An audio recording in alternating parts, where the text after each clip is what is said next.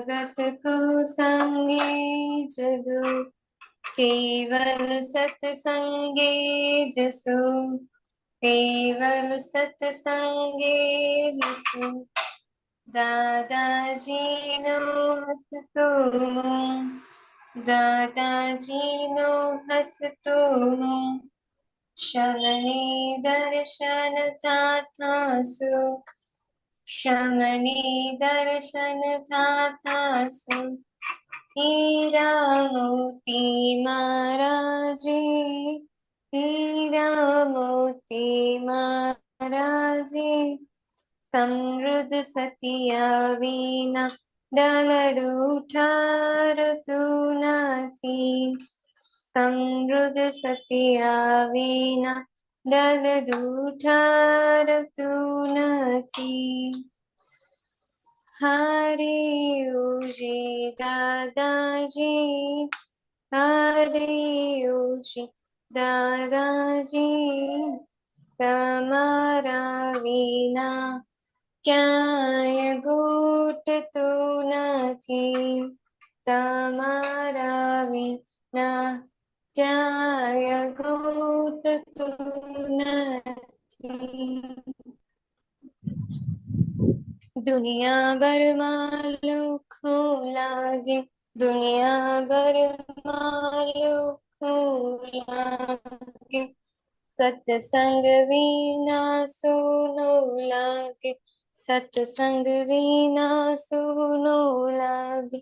बिरवो दिवस रात जागे, बिरवो दिवस रात जागे, ज्ञानी भवनी भावट वांगे, ज्ञानी भवनी भावट वांगे।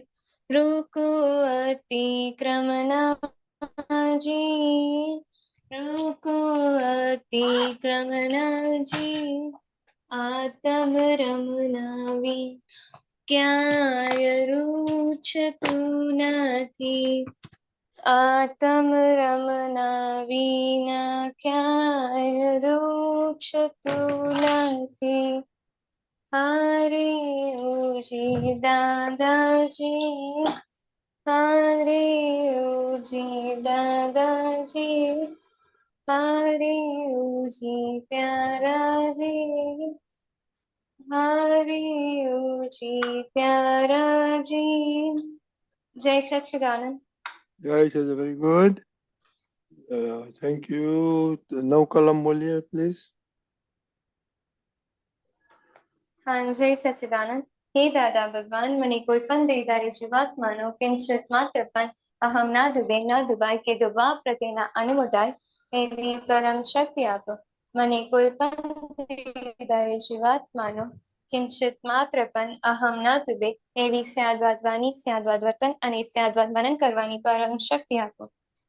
हे दादा भगवान, મને કોઈ પણ ધર્મનો કિંચિત માત્ર પણ પ્રમાણ ના દુબે ના દુબાય કે દુબા પ્રત્યેના અનુમોદાય એવી પરમ શક્તિ આપો। મને કોઈ પણ ધર્મનો કિંચિત માત્ર પણ પ્રમાણ ના દુબે એવી સ્યાદવાદ વાણી, સ્યાદવાદ વર્તન અને સ્યાદવાદ મનન કરવાની પરમ શક્તિ આપો।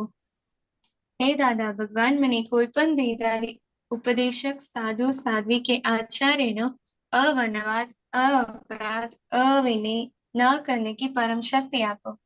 हे दादा भगवान, મને કોઈ પણ દેહધારી जीवात्मा के प्रति जीवात्मा के प्रति अभाव, तिरस्कार न किया जाए, न करवाया जाए कि कर्ता के प्रति न अनुमोदाय एवी परम शक्ति आपो। हे दादा भगवान, મને કોઈ પણ દેહધારી જીવાત્માનો કિંચિત માત્ર પણ કઠોર ભાષા, તંતીલી ભાષા ના બોલી જાય, ના બોલવાઈ જાય કે બોલવાના પ્રત્યેના અનુમોદાય એવી પરમ શક્તિ આપો। કોઈ કઠોર ભાષા, તંતીલી ભાષા બોલે તો મને મૃદુ રુજુ ભાષા બોલવાની પરમ શક્તિ આપો। हे दादा भगवान, મને કોઈ પણ દેહધારી જીવાત્મા કે પ્રતિ સ્ત્રી, પુરુષ અગરના પુરુષ ગમે તે લિંગધારી હોય તો તેના સંબંધમાં કિંચિત માત્ર પણ વિષય વિકાસ સંબંધી દોષો, इच्छाओं, चेष्टाओं या विचार संबंधी दोषों न किया जाए, न करवाया जाए कि कर्ता के प्रति न अनुमोदाय एवी परम शक्ति आपो। મને નિરંતર નિર્વિકાર રહેવાની પરમ શક્તિ આપો। હે દાદા ભગવાન, મને કોઈ પણ રસમાં લુપ્તપણો ના કરાય એવી પરમ શક્તિ આપો. મને સામરસી ખોરાક લેવાની પરમ શક્તિ આપો. હે દાદા ભગવાન, મને કોઈ પણ દેહધારી જીવાત્મા કે પ્રતિ પ્રત્યક્ષ અથવા પરોક્ષ જીવન તત્વ મૃત્યુ પામનારો કોઈનો પણ કિંચિત માત્ર પણ અવનવાજ, અપરાધ, અવિનય ન किया जाए, न करवाया जाए કે કર્તા કે પ્રતિ ના અનુમોદાય એવી પરમ શક્તિ આપો. હે દાદા ભગવાન, મને જગત કલ્યાણ કરવાનું નિમિત્ત બનવાની પરમ શક્તિ આપો, શક્તિ આપો, શક્તિ આપો. જય સચ્ચિદાનંદ. જય Shri Monika, 1 minute video on કરો તો 1 જ મિનિટ. હા.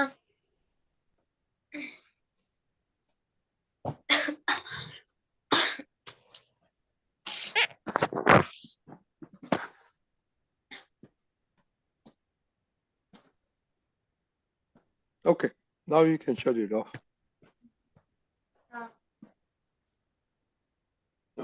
Okay, જય સચ્ચિદાનંદ કેશવ દાદા. જય સચ્ચિદાનંદ, જય સચ્ચિદાનંદ. શ્રીમંત બોલાય please. Namo વિતરાગાય, Namo વિતરાગાય, Namo અરિહંતાણમ, Namo હરિહંતાણમ, Namo સિદ્ધાણમ, Namo સિદ્ધાણમ, Namo આયરિયાણમ, Namo Namo આયરિયાણમ, Namo વજ્જાયાણમ, Namo વસાય, ઉઝાયાણમ, Namo લોય serve સાહુણમ, નમો નમો લોય સવસા, ऐसो पंचन मुक्कारो, એસો એસો પંચન મુખારો, સવ્વ પાવપણાસણો, સવ પાવપનાસન, મંગલાણમ ચ સવ્વેસિમ, મંગલાણમ મંગળાણમ ચ સૂયસિં, પરમમ હવૈ મંગલમ. પરમં હવૈ મંગલમ. ઓમ નમો ભગવતે વાસુદેવાય. ઓમ ઓમ નમો ભગવતે ભગવતે વાસુદેવાય. વાસુદેવાય. ઓમ નમઃ શિવાય. ઓમ નમઃ શિવાય. જય સચ્ચિદાનંદ. જય સચ્ચિદાનંદ. જય શ્રેયા. जय सच्चिदानंद। हे दादा भगवान, आप मुझे ऐसी शक्ति प्रदान करें कि मैं कभी भी अपनी हेल्थ को कॉम्प्रोमाइज नहीं करूं, ताकि मेरा शरीर रूपी साधन मुझे मेरे ध्येय को यानी कि पढ़ाई में और सत्संग में हमेशा सहायक बने।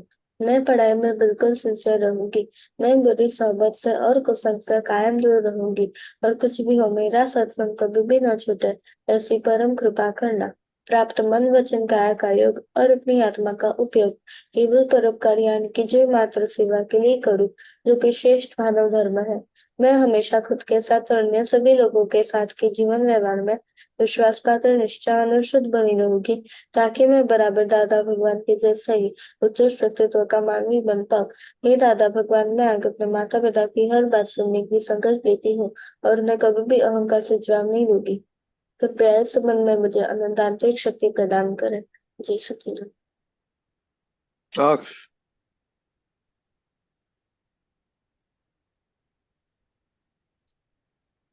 અનમ્યુટ કરો.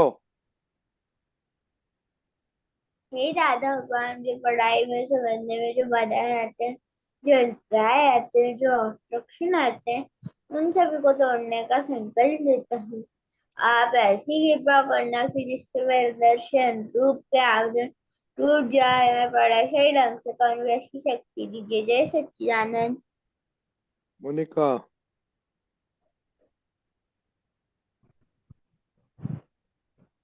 हाँ, जय सच्चिदानंद। हे दादा भगवान, હે हे દાદા ભગવાન. हम आपके बच्चे હમે આપકે आपके બચ્ચે, बच्चे दिल के हैं सच्चे, दिल દિલ के કે હે हैं સચ્ચે, सच्चे, फिर भी हैं कच्चे। फिर फिर भी भी है है अच्छे। काम करेंगे अच्छे अच्छे। काम काम करेंगे करेंगे अच्छे अच्छे। अच्छे। जय सच्चिदानंद। दक्ष हे श्रीरत्न दादोगण आपल्याला दक्ष लगे। हे श्रीरत्न दादोगण परमानेंट टेम्पररी। हे श्रीरत्न दादोगण आप रियल दक्ष रिलेटिव अजय सच्चिदानंद। दक्षिबा जय सच्चिदानंद। हे शुद्धात्मा नंदा भगवान તમે જુદા છો એ દક્ષિબા જુદા છે. હે શુદ્ધાત્મા નંદા ભગવાન તમે રિયલ છો એ દક્ષિબા રિલેટિવ છે. હે શુદ્ધાત્મા નંદા ભગવાન તમે પરમાનન્ટ છો એ દક્ષિબા ટેમ્પરરી છે. જય સચ્ચિદાનંદ. this was very good. Okay, तो अभी तक बच्चे लोग आपने 3-4 वीक से we are doing health right. खाने का पक्का हो गया, एक्सरसाइज का पक्का हो गया, ब्रशिंग का और प्रेयर का खाने वो सब पक्का हो गया. तो आज से विल स्टार्ट स्टडीज. हाँ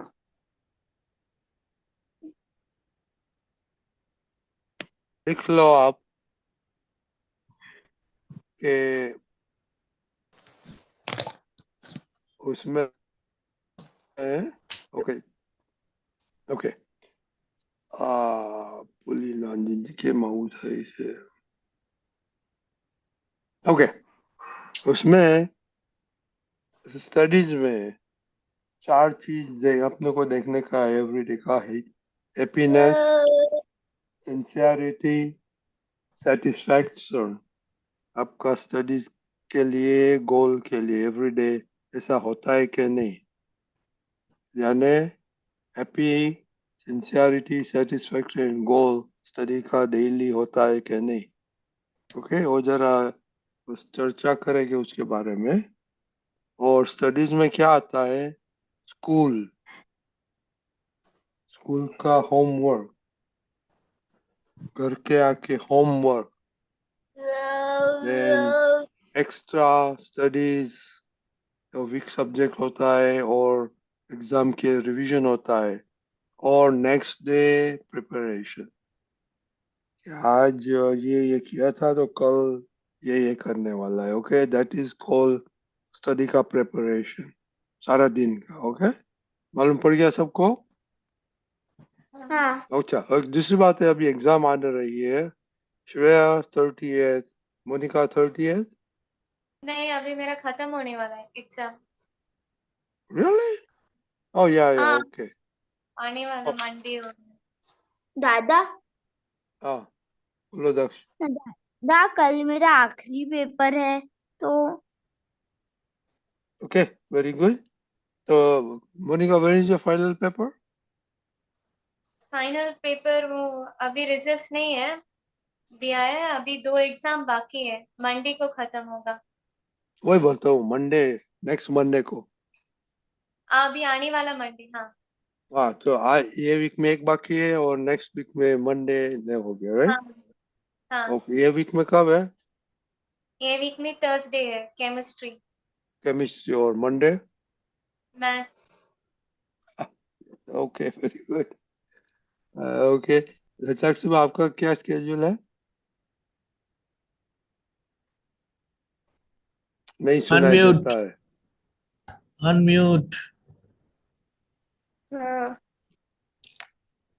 मेरा भी मैंने स्केड्यूल तो बना है कि इस वीक में पहले सारे सब्जेक्ट लर्न करके खत्म करना है, उसके बाद रिवीजन करना है. नो कब एग्जाम है. एग्जाम 6 अप्रैल को है. कब. 6 अप्रैल. 5 अप्रैल. और श्रेया 26 को मेरा पहला ओके एग्जाम ओके है. तो नो प्रॉब्लम. हम पूछने वाला था कि अभी सत्संग कंटिन्यू करेगा तो करेंगे क्योंकि मोनिका विल बी देयर. दक्ष आप तो बाहर नहीं जाने वाले हैं ना. दादा जाने वाला हूँ कब. ज्यादा 20.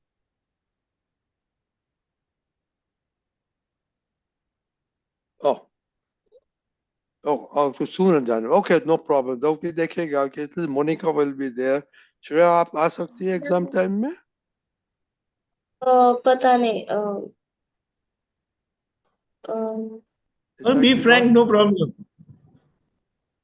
हाँ Be frank, no problem. ना बोलेंगे तो कोई इशू नहीं करने वाले आप. और देखो बच्चा लोग, मेरा स्टैंडर्ड है रात को 9 बजे के बाद स्टडी नहीं करने.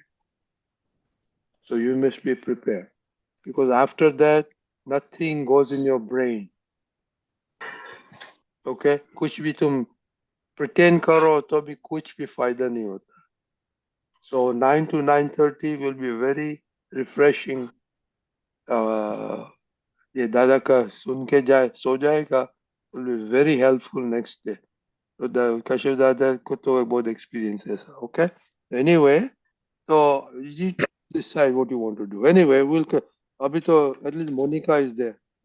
So we'll talk about Monica तो 1-to-1 ज्ञान देगा. No problem. Right, Monica, you'll be here ना, क्योंकि खुशी का एग्जाम बाकी है ना. Okay, no problem. अप्रैल Okay. 9 तक. Okay. Okay. तो आज कैसा रहा स्टडी में, कुछ बोल सकते हैं श्रेया? जो क्राइटेरिया हमने बोला ना, हैप्पी? हाँ हाँ जी सचिन, मैं स्टडी में हैप्पी रही थी और मेरा सब सब्जेक्ट्स और जो मैंने स्केड्यूल बनाया था वो सिंसियरिटी से फॉलो हुआ था और मैं सेटिस्फाइड हूँ वेरी गुड. आज. दक्ष? जय सच्चिदानंद. आज मैं हैप्पी हूँ और आज मैंने कल मेरा ईवीएस का पेपर है तो पूरी प्रिपरेशन कर ली है. Very good. हिताक्षी बा? हाँ जय सच्चिदानंद. आज मैं अनसेटिस्फाइड हूँ क्योंकि कल केलनपुर से आए तो आज मैं थक गई था. आज मैंने सिर्फ रेस्ट ही लिया था और अभी शाम को थोड़ी देर पढ़ाई की इसीलिए. Are you happy?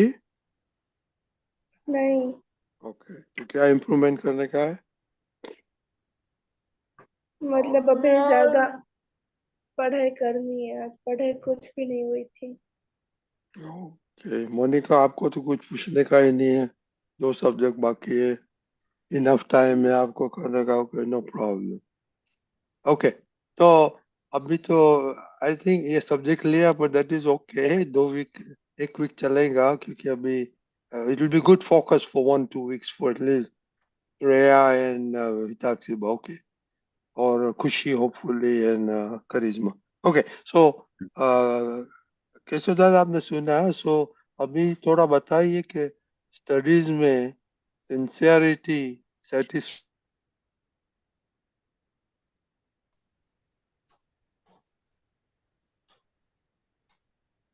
Cut. आप किने तो दादा को तो आशीर्वाद था कि सांप को पड़ के जाता है तो सुबह सब अच्छा रहता था स्टडीज में. जय सच्चिदानंद. जय सर. दादा की जिनके ऊपर ब्लेसिंग्स हो तो फिर तो बात ही और है. और आप तो सब लोग लकी है, बहुत लकी है कि दिन रात दादा की बातें सुनने को मिलती है. और दादा किस तरह से हर एक बात में सिंसियर रहते थे, हैप्पी रहते थे, वो हमने ऑब्जर्व किया है, हमने देखा है दादा को, बहुत करीब से देखा. तो हम जिसको सुनते हैं, जिनको देखते हैं, जिनकी बातों को हम ध्यान से सुनते हैं, तो वो सब गुण हमारे में प्रकट होते हैं.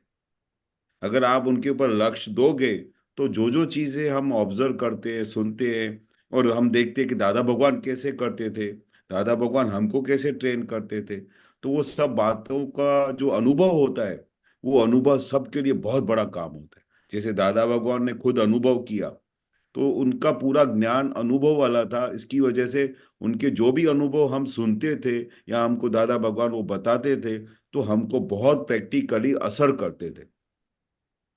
तो दादा की जो भी बातें हैं, दादा की जो पढ़ाई करने का सिस्टम समझाते थे या सिंसियरिटी की बात समझाते थे, तो वो किस तरह से हर एक सब्जेक्ट को कैसे प्यार से देखना चाहिए, किसी जगह पे हमको ऐसा बोरिंग नहीं लगना चाहिए. और कितनी बार ऐसा होता है, ये सब्जेक्ट तो मुझे आता ही नहीं है, ये तो मुझे समझ में नहीं आता है. तो जैसे ही आप वो चीज़ बोलते हो, तो वैसे वो चीज काफी मीलों दूर चली जाती। हमारे मुंह से एक भी वाक्य ऐसा नहीं निकलना चाहिए कि ये मुझे अच्छा नहीं लगता है, ये बहुत हार्ड है, या मुझे ये समझ में नहीं आता है। नहीं, कुछ भी कितना भी डिफिकल्ट चीज हो, वो दादा भगवान को साक्षी में बोलने का, हे दादा भगवान, आप मुझे सूझ दो, आज मुझे ऐसी शक्ति दो ताकि मैं ये सब्जेक्ट को अच्छी तरह से पढ़ सकूं, और मुझे ऐसी सिंसियरिटी दो ताकि मैं हर एक पल, हर घड़ी, हर एक बात में टाइमली रहूं, टाइम से उसको स्टडी करूं, और उस सिंसियरिटी से मैं आगे बढ़ूं। तो दादा भगवान की ट्रिमेंडियस ब्लेसिंग्स मिलेगी। ये बहुत बड़ी साइंस है, बहुत बड़ी समझ है। अगर हमको ये हाथ में आ गई तो आपको हर एक बात इजी हो जाएगी। हमको सबसे पहले दादा भगवान के ऊपर 200% कंप्लीट फेथ होना चाहिए कि दादा भगवान ने जो वाक्य बोला है, जो दादा भगवान ने बोला है कि सिंसियरिटी से हम अगर पढ़ेंगे तो फिर तो सब देवी देवता भी आपको हेल्प करेंगे। जो सब्जेक्ट बहुत हार्ड होगा वो भी आपके लिए इजी हो जाएगा, क्योंकि miracles do happen, miracles do happen.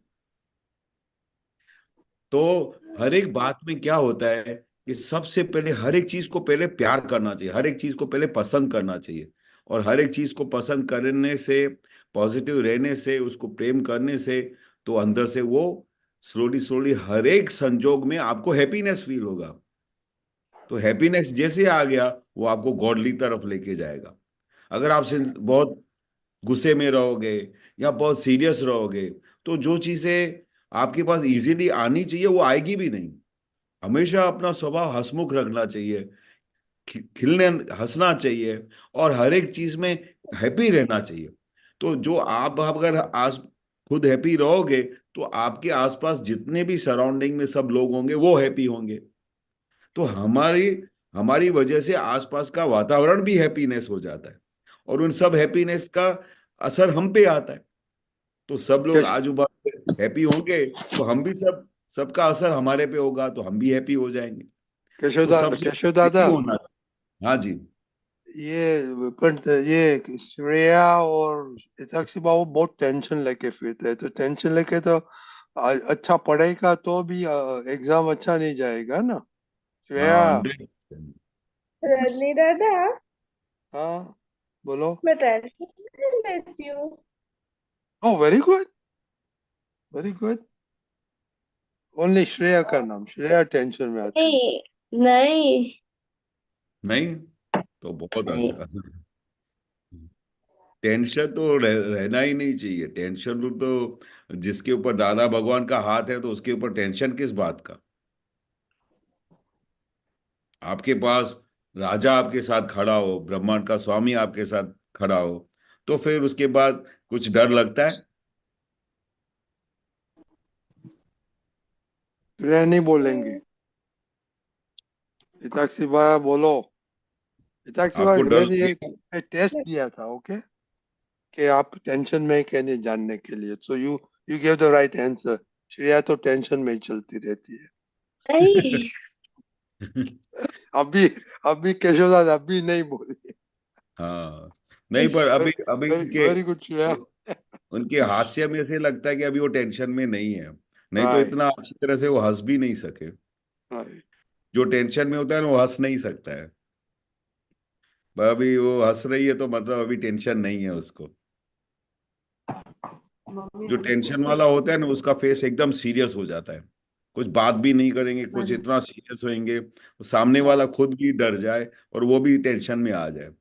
पर हम अगर हंसेंगे, बहुत निखालस रहेंगे, तो सामने वाला भी निखालस हो जाएगा और खुद भी हंसने लगेंगे। तो ये हमारा क्या है, एक दूसरे के ऊपर बहुत असर होता है।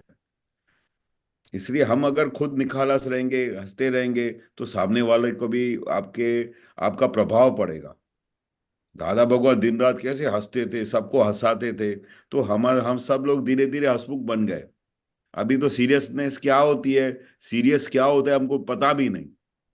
फिर चाहे कितना भी पहाड़ टूटे ना, तो फ्रैक्शन ऑफ सेकंड के लिए होगा, पर फिर दादा का ज्ञान पूरा हाजिर हो जाता है।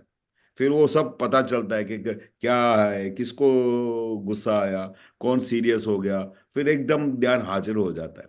तो ये प्रैक्टिस धीरे धीरे बढ़ती जाती है।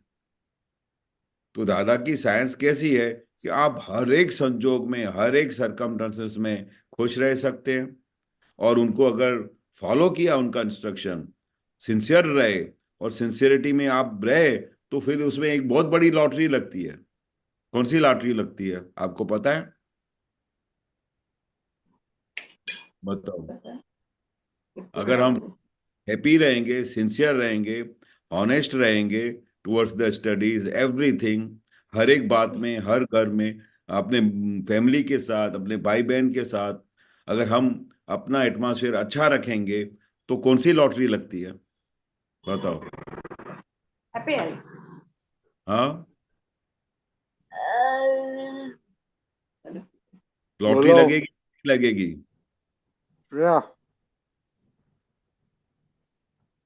लॉटरी लगेगी कि नहीं लगेगी? दाक्ष, हाँ लगेगी। तो बोलो ना। कौन सी लॉटरी लगेगी?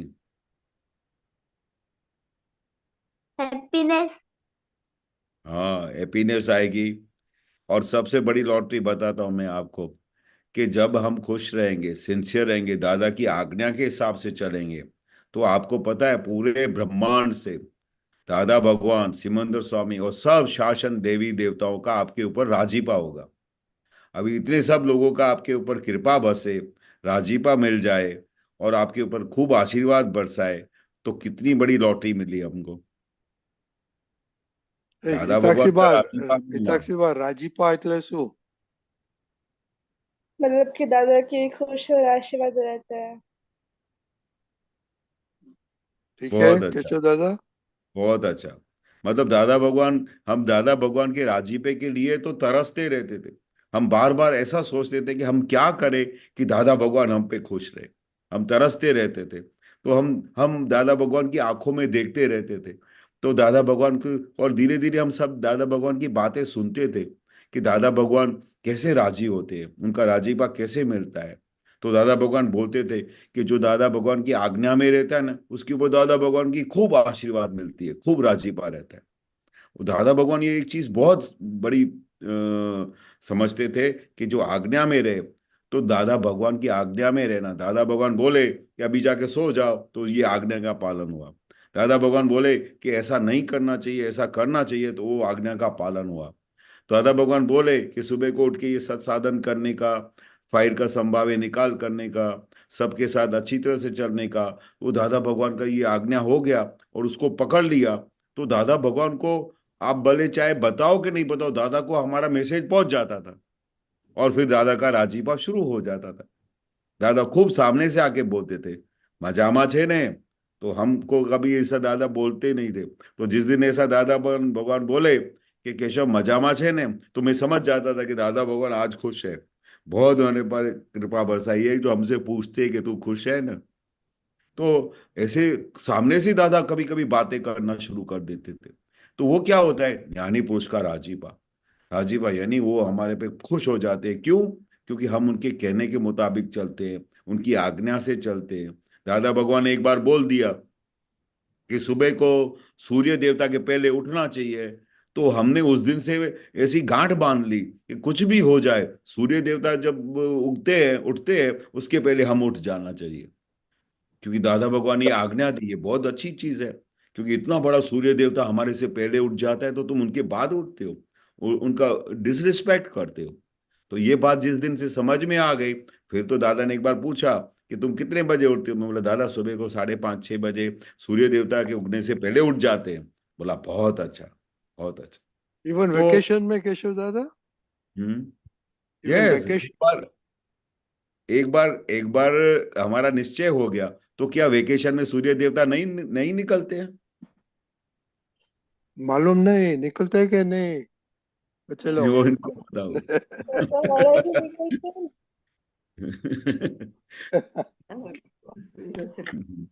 हाँ सर, शायद वेकेशन में नहीं निकलते होंगे सूर्य देवता, वो भी वेकेशन में हो जाते होंगे। नहीं नहीं, वो तो निकल हर रोज निकलते हैं। निकलते हैं। तो हमको क्या करना चाहिए कि पूरे 365 दिन सूर्य देवता निकलते हैं, उठते हैं। तो हमको कैसे, क्योंकि हमको उनका राजीपा चाहिए, उनकी कृपा चाहिए। तो जिनको जैसे मम्मी डैडी है, बरोबर। तो उनका राजीपा कैसे मिलता है? अगर आप मम्मी पापा की बात सुनो, मम्मी बोले कि बेटा अभी ऐसा करो कि तुम अभी खाना बनाने चली जाओ, तो बोले नहीं मैं तो थकी हुई हूँ, मैं नहीं करूंगी, मैं अभी स्कूल से आई हूँ। तो फिर क्या होता है मम्मी को कि मैं तो सुबह से 5 बजे से उठ के रात को 11 बजे तक आपकी सेवा करती हूँ, सबकी सबकी एक एक बात का ख्याल रखती हूँ, खाना संभाल के खाती हूँ, सबके कपड़े रखती हूँ, सब ये करती हूँ। तो एक बार मैंने अगर बोल दिया कि भाई थोड़ा हेल्प करो, तो उस समय आप बोलते हो मैं थकी हुई हूँ। तो क्या होता है, उनका राजीपा नहीं मिलेगा कभी भी। राजीपा कभी मिलता है कि जब भी हम उनके कहने के मुताबिक चलें, उनकी आज्ञा का पालन करें, उनके उनको उनकी तकलीफ क्या है वो हम समझें। जब हम दूसरों की तकलीफ समझेंगे, दूसरों की प्रॉब्लम समझेंगे, तो तभी हमको पता चलेगा ना, तभी हमको कितनी तकलीफ होती है, उनको कितनी तकलीफ होती है। तो हम तो बहुत विचारशील प्राणी हैं। दादा भगवान क्या बोलते हैं कि मनुष्य अवतार बहुत सर्वश्रेष्ठ अवतार है, विचारशील प्राणी है। तो उसको हर एक बात समझ में आती है कि अभी मम्मी को तकलीफ हो रही है, अभी मेरे भाई को तकलीफ हो रही है। तो किस तरह से अपने को घर में रहना चाहिए, किस तरह से हमारा आदर्श व्यवहार होना चाहिए, ये सब हमको अभी से ही, हमको दादा बचपन से जब आपकी उम्र के थे ना तब से सब सिखाते थे। और धीरे धीरे धीरे एक दिन तो पता है क्या हुआ? तो हम सब जब दादा के कहने के मुताबिक चलते थे ना, तो सबकी हमारे पे बहुत आशीर्वाद रहती थी, सब लोग हमारे पे बहुत खुश रहते थे। तो एक बार हमारे मम्मी ने दादा भगवान से सवाल पूछा। पता है कैसा सवाल पूछा? मेरे को आज तक याद है और बार बार याद आता रहता है। तो मेरी मम्मी ने दादा भगवान से पूछा कि दादा भगवान, आप हम में पूरे घर में, हमारे घर में 8 भाई है, एक बहन है, 8, और सब इतने सारा परिवार हमारा सब साथ में रहता है, तो सब लोग केशव को क्यों इतना प्यार करते हैं? क्या सवाल पूछा? केशव भाई कि को सब सब लोग लोग क्यों प्यार करते हैं? इतने सारे भाई है, दूसरों को नहीं इतना प्यार करते, केशव को क्यों प्यार करते हैं? तो पता है दादा भगवान ने क्या जवाब दिया? तो दादा भगवान ने, मैं वो बात बताता हूँ कि कृपा क्या काम करती है। तो दादा भगवान ने मेरी मम्मी को जवाब दिया, क्योंकि दादा भगवान के 4 हाथ केशव के ऊपर है, वो मैं आज तक नहीं भूला। तो मेरे को पता चला कि दादा भगवान के 4 हाथ होने की वजह से ही सब लोग मुझे प्यार करते, मेरा तो इसमें कुछ भी नहीं है। क्योंकि ज्ञानी पुरुष का राजीपा मिल गया, ज्ञानी पुरुष की कृपा मिल गई, ज्ञानी पुरुष हमारे पे बहुत खुश हो गए, तो चारों तरफ से सब लोग आपकी रिस्पेक्ट करेंगे, आपको लव करेंगे, आपकी बहुत बड़ा सम्मान करेंगे। तो उस दिन से हमको पता चला कि जब हमारा व्यवहार सिंसेरिटी से भर जाता है, हमारा व्यवहार आदर्श हो जाता है, जब हम बहुत अच्छी तरह से अपना जीवन निकालते हैं, जिसको दादा भगवान आदर्श जीवन बोलते थे, ताकि, और दूसरे की तकलीफ क्या है, दूसरे को सुख देने के बारे में हम सोचते थे, तो वो दादा की जो सब बातें हम सुनते थे, तभी दादा भगवान का राजीपा मिलता है। केशव दादा, हाँ दादा। आपने बोला दादा का 4 हाथ, तो वो हाँ, मालूम समझ में नहीं आया हमको। इतक्ष और दक्ष और श्रेया, 4 हाथ दादा का कैसे हो सकता है? आप बताओ। श्रेया, दो हाथ दक्ष, के सभी देवों इतक्ष, के। तू कहूँ? जी। 2 हाथ दादा के और 2 हाथ सभी देवी देवताओं के। सुना केशव दादा? हाँ हाँ हाँ। ओके। श्रेया, नहीं मालूम हाँ, बोलो, नहीं मालूम है। टीचर कुछ पूछती है नहीं मालूम तो बोलता नहीं कि मैम आई डोंट नो है। श्रेया, दक्ष, बोल। क्लास में कुछ समझ नहीं दो पड़ता तो बोलता नहीं कि ma'am I don't know, please दो एक्सप्लेन। ओके दादा के केशव दादा, और 2 हाथ सारे देवी देवताओं के।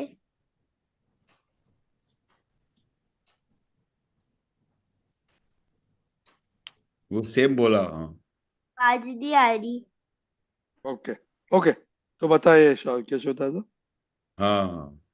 तो वो राजीपा, राजीपा ऐसे मिलता है कि दादा भगवान का राजीपा, अंदर नहीं, बैठे हुए दादा बे भगवान चार का हाथ राजीपा। का है नहीं बात, तो मैं 4 हाथ का है, हाउ कैन बी दादा का 4 हाथ कैसे हो सकता है? हाँ, वो ज्ञानी पुरुष के 2 हाथ और दादा भगवान के 2 हाथ, जो अंदर बैठे हुए साक्षात परमात्मा है, जो 14 लोक के नाथ है। और ये ज्ञानी पुरुष के जो हाथ जो हमको आंखों के सामने दिखाई देते, दादा भगवान एम पटेल के साथ जो ज्ञानी पुरुष बैठे हैं वो, और ज्ञानी जो अंदर दादा भगवान के अंदर प्रकट हुए हैं उनके दो हाथ, मतलब पूरा ब्रह्मांड, पूरा शासन, देवी देवता सब आ गए, सबके सबके आशीर्वाद आ गए। ऐसा होता मालूम है। मालूम पड़ा सबको? तो दैट इज आवर हाँ गोल। ओके, एवरी आपके लिए नहीं, हम सब के लिए वही गोल है। ओके, तो जरा हाँ ध्यान रखना, ये अ, एक गोल रखना कि भाई हमारा 4 हाथ दादा का मांगता है हमारे सिर। ओके ओके, जय हाँ सच्चिदानंद। जय ओ सच्चिदानंद। वेरी, ओ भूल गया, दीपक दादा आपको कुछ ऐड करने का है। दीपक दादा। हम्म। ये कृष्ण भगवान विष्णु अवतार के 4 हाथ होते हैं ना, वो एक हाथ में कमल होता है, दूसरे हाथ में शंख होता है, पंख होते हैं ना, तीसरे हाथ में गदा होती है, और चौथे हाथ में कुछ होता है ऐसा वो। सुदर्शन चक्र। हाँ, सुदर्शन सुधर चक्र। विष्णु भगवान के उसमें नहीं होता है, कृष्ण भगवान के उसमें से, लेकिन ये ये 4 भुजा वाला उनका स्वरूप बताया जाता है। और वो चारों हाथ यानी उनकी पूरी शक्तियां हमारे साथ है, उसका मतलब ये होता है। हम वो ढूंढ निकालेंगे, मैंने ढूंढने की कोशिश की, राइट अवे मिला नहीं मुझे, लेकिन उसका मतलब ये होता है, चारों हाथ का मतलब। कौन का मतलब ऑलवेज रेडी, एंड उनका आशीर्वाद ऐसे हमें मिल जाता है। शंख, हाँ विजय शंख, हाँ जय सच्चिदानंद। जय सच्चिदानंद। ओके जय सच्चिदानंद। जय जय मैं सच्चिदानंद। ओके, श्रेया कीप जय स्माइलिंग। सच्चिदानंद।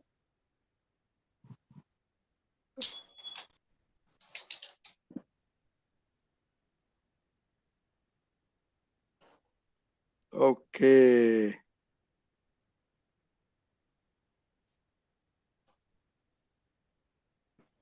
अभी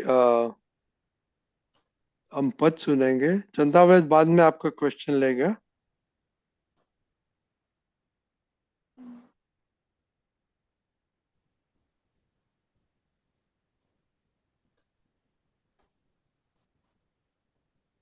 ओके, बोलेगा। जय सच्चिदानंद। जय सच्चिदानंद।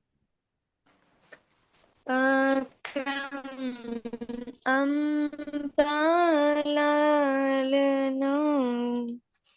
पाम्यो ज्ञाननंद स्वरूपानुभव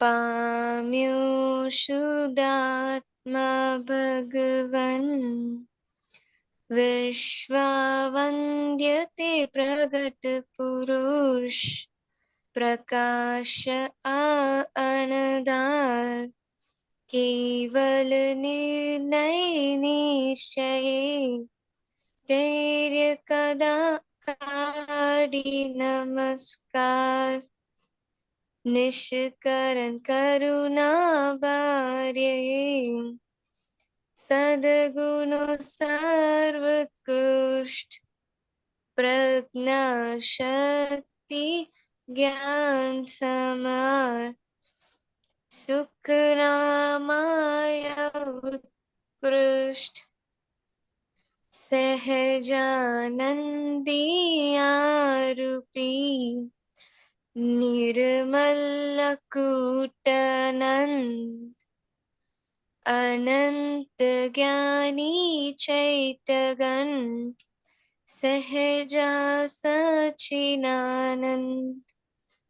अविनाशी अनहद गगन शौनी निधि ध्यासन समस्त विश्व निविस्मृति स्मृति अंतर्यसन। जय सच्चिदानंद। जय से बहुत बढ़िया पद निकाला आपने, गाया। अच्छा, इसमें मीनिंग मालूम है क्या आपने गाया? नहीं, मुझे इसमें वो मीनिंग जानना था। अक्रम अम्बालाल। ओके, यशो दादा। हाँ, कविराज ने बहुत बढ़िया पद गाया। एक एक पद कविराज के पद में इतनी बड़ी डेप्थ है कि उनकी मीनिंग को भी समझाते ऐसा लगता है कि मैं कुछ नहीं समझा पा रहा हूँ। पर जो कुछ थोड़ा कुछ समझ में आया आज दिन तक, तो वो बताने की कोशिश कर रहा हूँ। पर इनकी डेप्थ तो बहुत बड़ी है, बहुत बड़ी है। कहना चाहते कि अक्रम अंबालाल जो थे, एम पटेल। कॉन्क्लेव के इस गाला कीनोट सेशन में आप सभी का हेलो, हाँ सुनाई हाँ दे रहा है? बोलो, हाँ हाँ। हाँ बोलो। तो अंबालाल जो थे, अंबालाल मुर्जीभाई पटेल, वो दादा का जो पुतगल था, बरोबर, उनके अंदर अक्रम विज्ञान प्रकट हुआ। अक्रम विज्ञान जो क्रम में नहीं, जो क्रम से नहीं है। पूरा दूसरी जगह पे पूरे ब्रह्मांड में क्या है, क्रम वाला ज्ञान है। पर ये अक्रम यानी कोई क्रम नहीं।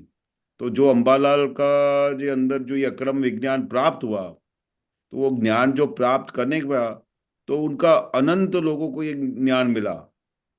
अनंत ज्ञान मतलब इस ज्ञान की जो इतनी बड़ी सीमा, कोई सीमा ही नहीं है कि इतना जो ऐसा वाला ज्ञान प्रकट हुआ जो सीधा अपने को मोक्ष में लेके जाता है। पामयोग ज्ञान अनंत मतलब अनंत ज्ञान का पूरा प्रकाश हो गया दादा भगवान के अंदर। जो अक्रम विज्ञान आया और जो उन्होंने हमको दिया, तो उसका पूरा अनंत विज्ञान हमारा अंदर प्रकट हो गया। जो विज्ञान में दादा भगवान खुद रहते थे, वही पूरा ज्ञान दादा ने हमारे अंदर प्रकट किया। फिर कैसा हुआ? स्वरूप अनुभव पामियो मतलब खुद का जो अनुभव, खुद का कि मेरा स्वरूप क्या है, मैं कौन हूं, वो पूरा जो उसका स्वरूप का उसको दादा की कृपा से वो स्वरूप का अनुभव हुआ। वो अनुभव कैसा हुआ? वो अनुभव करने से शुद्धात्मा का प्रकट हुआ। पूरा शुद्धात्मा भगवान खुद बन गया। क्योंकि ये ज्ञान कैसा है कि आपको सिर्फ ऐसा नहीं है कि गुरु शिष्य का संबंध वाला ज्ञान है। ये ज्ञान कैसा है कि जो पद में दादा भगवान बैठे थे, वो ऐसा वाला पद दादा भगवान ने हमारे अंदर प्रकट किया। जो शुद्धात्मा, जो शुद्धात्मा में दादा भगवान रहते थे, दादा भगवान वैसा ही शुद्धात्मा हमारे अंदर प्रकट किया उन्होंने। हाँ स्वरूप। हाँ, ख्याल आया? हाँ। इसमें वो प्रज्ञा हाँ, शक्ति ज्ञान समरण सुखना माया उत्कृष्ट, कहाँ उसका पर है? मतलब हाँ, अ, एक मिनट। हाँ, प्रज्ञा, प्रज्ञा शक्ति ज्ञान स्मरण स्फुरणामय उत्कृष्ट। हाँ, अभी ये क्या होता है, दादा भगवान के ज्ञान मिलने के बाद अंदर एक प्रज्ञा शक्ति प्रकट होती है। वो प्रज्ञा शक्ति क्या होती है कि आपको हर एक बात, हर घड़ी आपको अलर्ट करती है। हाँ ऐसा दादा भगवान ने ज्ञान दिया। तो वो आपको बार बार अलर्ट करती है कि अरे, ये आपने क्या किया, ये तो गलत किया, आपने मम्मी के साथ गलत बात किया, ये तो आपको आपको ऐसा नहीं करना चाहिए। तो पहले जब तक हमको ज्ञान नहीं था, दादा भगवान की समझ नहीं मिली थी, तब तक तो हम अपनी मर्जी से चलते थे और अपने आप को हमेशा क्या मानते थे कि मैं राइट हूं।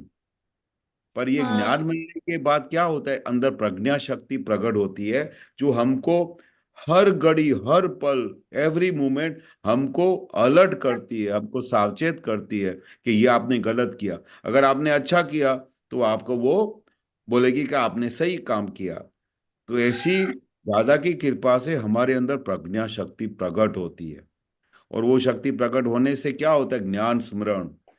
और वो ज्ञान सिमरन तो बहुत अच्छी तरह से होता है कि अगर सपोज आप अगर पूरा दिन पढ़ाई में रहा, फिर वो आपको प्रज्ञा शक्ति क्या कहेगी कि अभी तो आपने पूरा दिन पढ़ाई किया, पर आपने तो आज ज्ञान की कोई बात नहीं की, सत्साधन भी नहीं किया।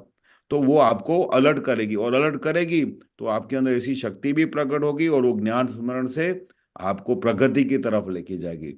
तो आपको बार बार ज्ञान का स्मरण करेगी कि ये क्या कर रहे हो, आप तो पूरा दिन पढ़ाई में रहे, आप तो पूरा दिन ये काम किया, वो किया, घूमने गए, सब गए, पर ज्ञान में तो रहे नहीं। आपने तो हाँ दादा आज्ञा में तो रहे नहीं। शुद्धात्मा का किसी के अंदर, सबके अंदर दादा भगवान ने बोला है शुद्धात्मा देखो, तो आप तो देखे नहीं। तो आपका ज्ञान स्मरण को ये प्रज्ञा शक्ति दादा की कृपा से आपको आगे लेके जाती है। स्फुरणामय उत्कृष्ट, और सबसे उत्कृष्ट में उत्कृष्ट चीज क्या होती है कि आपको वो जागृत करती है, वो आपको हर घड़ी अलर्ट करती है, और ऐसी अंदर शक्तियां सब प्रकट होती जाती है।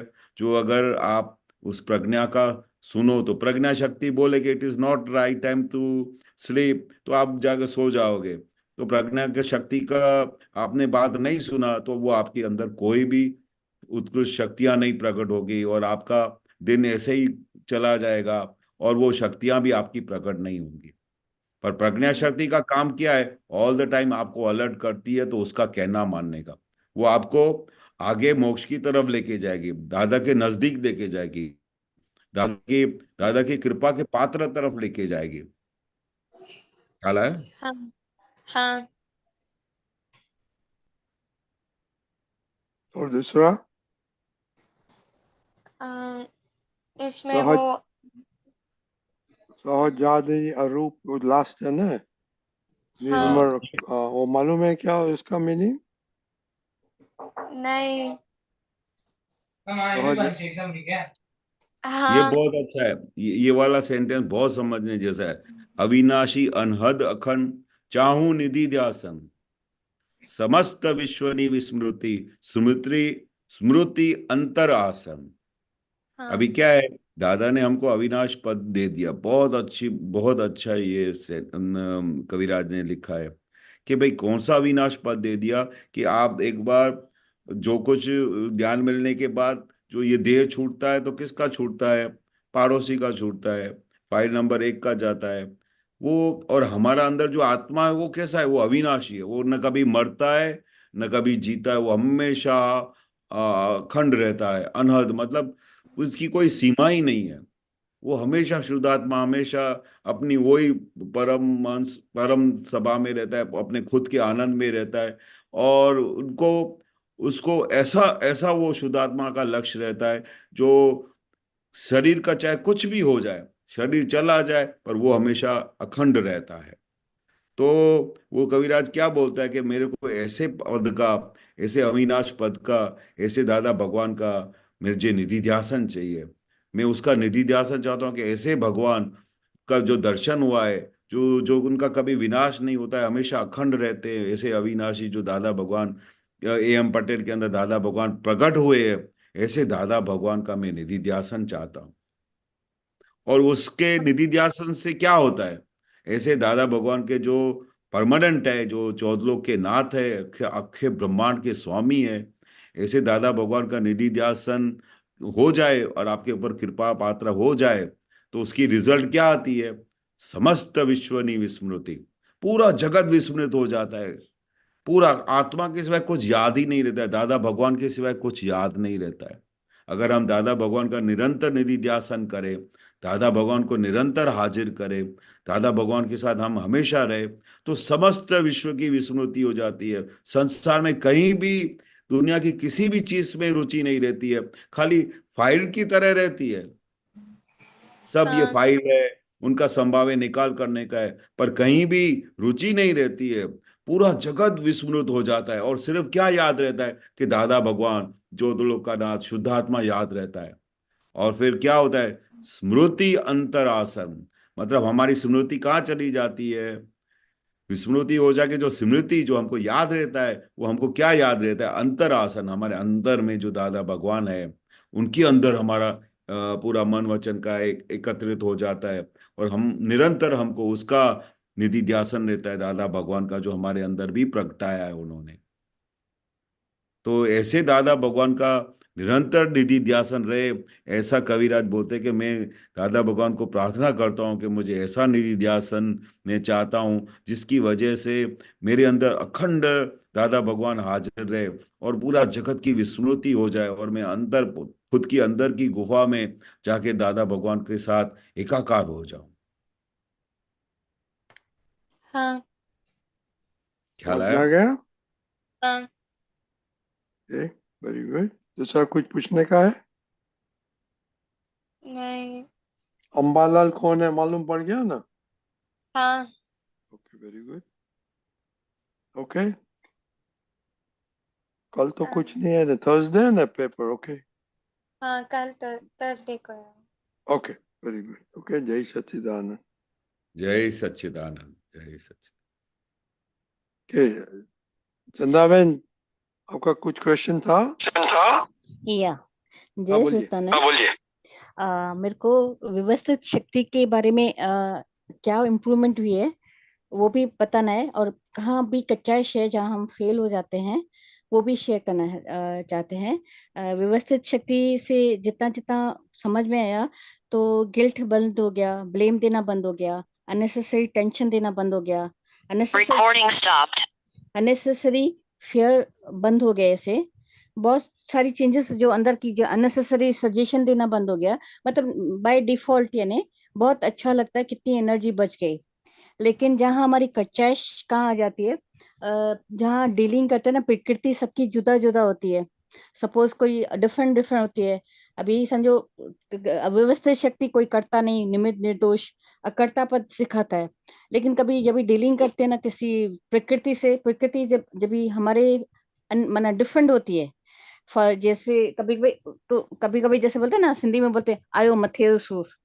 लाइक पहले से ही रिएक्शन, मतलब पता है कि हाँ, इसका ये क्या है, क्या करेगा, अभी टाइम पास करेगा, अभी ये करेगा वो करेगा, तो उसका ना एक्शन से ज्यादा अंदर चिंतन, वहां पे व्यवस्थित शक्ति हाजिर नहीं होती, और वहां से अननेसेसरी चिंतन बहुत चलता है, तो उससे बच नहीं पाते हैं।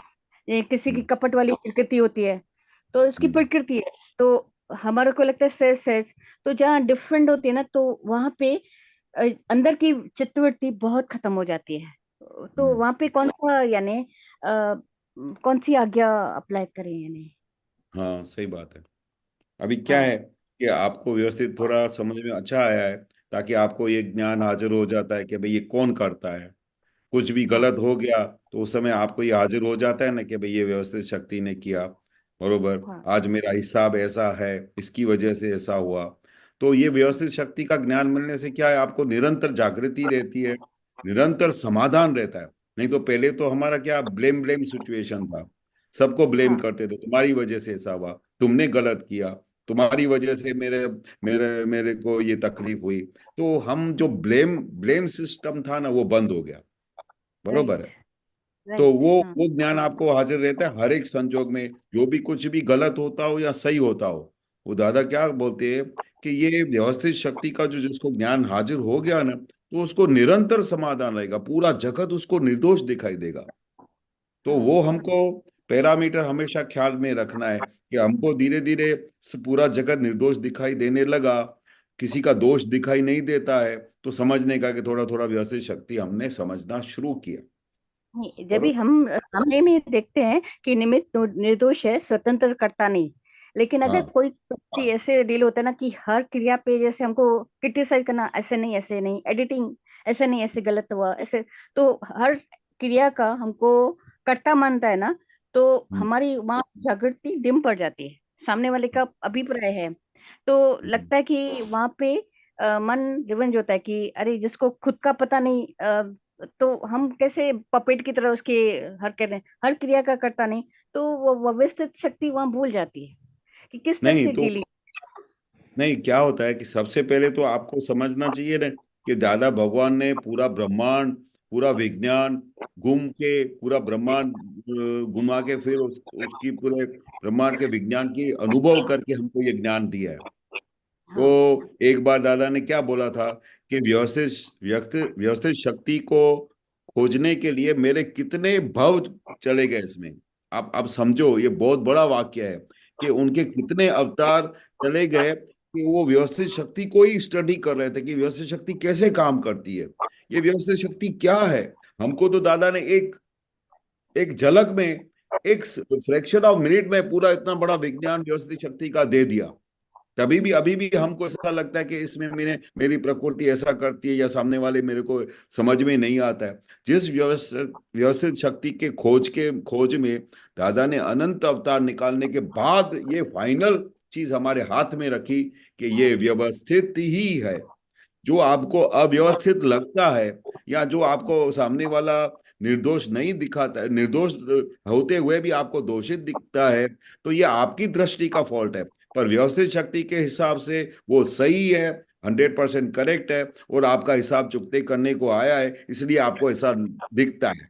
पर एक्चुअली हर एक घड़ी, हर एक पल जो कुछ भी हमारे सामने आता है वो व्यवस्थित के हिसाब से ही आता है, और हमारा हिसाब ही पूरा करने को आता है।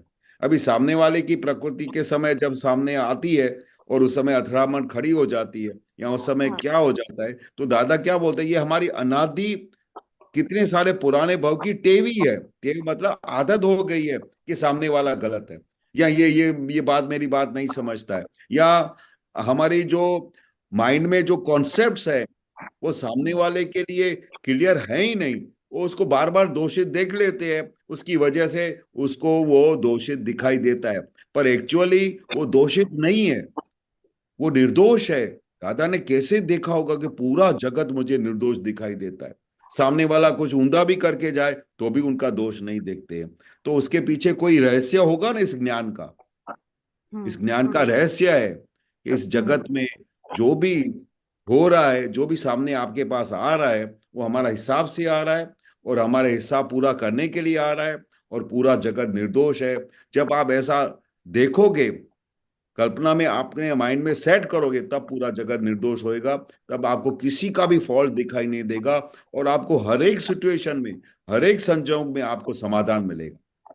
थोड़ी देर के लिए अगर आप एकाकार हो गए या कोई संजोग ऐसा आ गया, तो थोड़ी देर के बाद आपको ऐसा लगेगा नहीं मैं तो सही था, वो सामने वाला ही गलत था।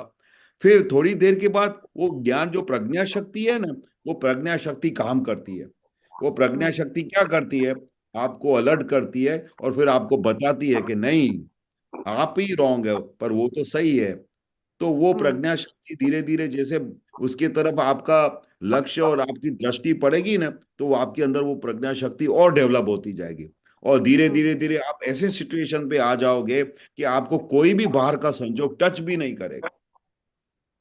ऐसे ख्याल आया? जैसे होता है ना कि उदय क्रम ऐसे आता है जो कोई हर, जैसे हमको लगता है कि हमारे हर एक्शन में ना, हर थॉट में इंटरफेयर जैसे लगता है, इंटरफेयर यानी स्वतंत्र हमको लाइक नहीं देता है। तो वहां पे लगता है एक थॉट ऐसे अभी आया कि ऐसे लगता जैसे कोई हीटर होता है, कोई फ्रीज भी होती है, तो वो प्रकृति अलग अलग है, जस्ट मात्र प्रकृति है, उसमें हम तन्मय का नहीं हुए। तो ये सोच में भी थोड़ा मन को स्टिल कर सकते, but I still not sure कि ये राइट है कि रॉन्ग है, कि किस नहीं तरह से हर हर क्रिया में हमको इंटरफेयर करे, ऐसा क्यों, ऐसा नहीं, ऐसा नहीं, ऐसे।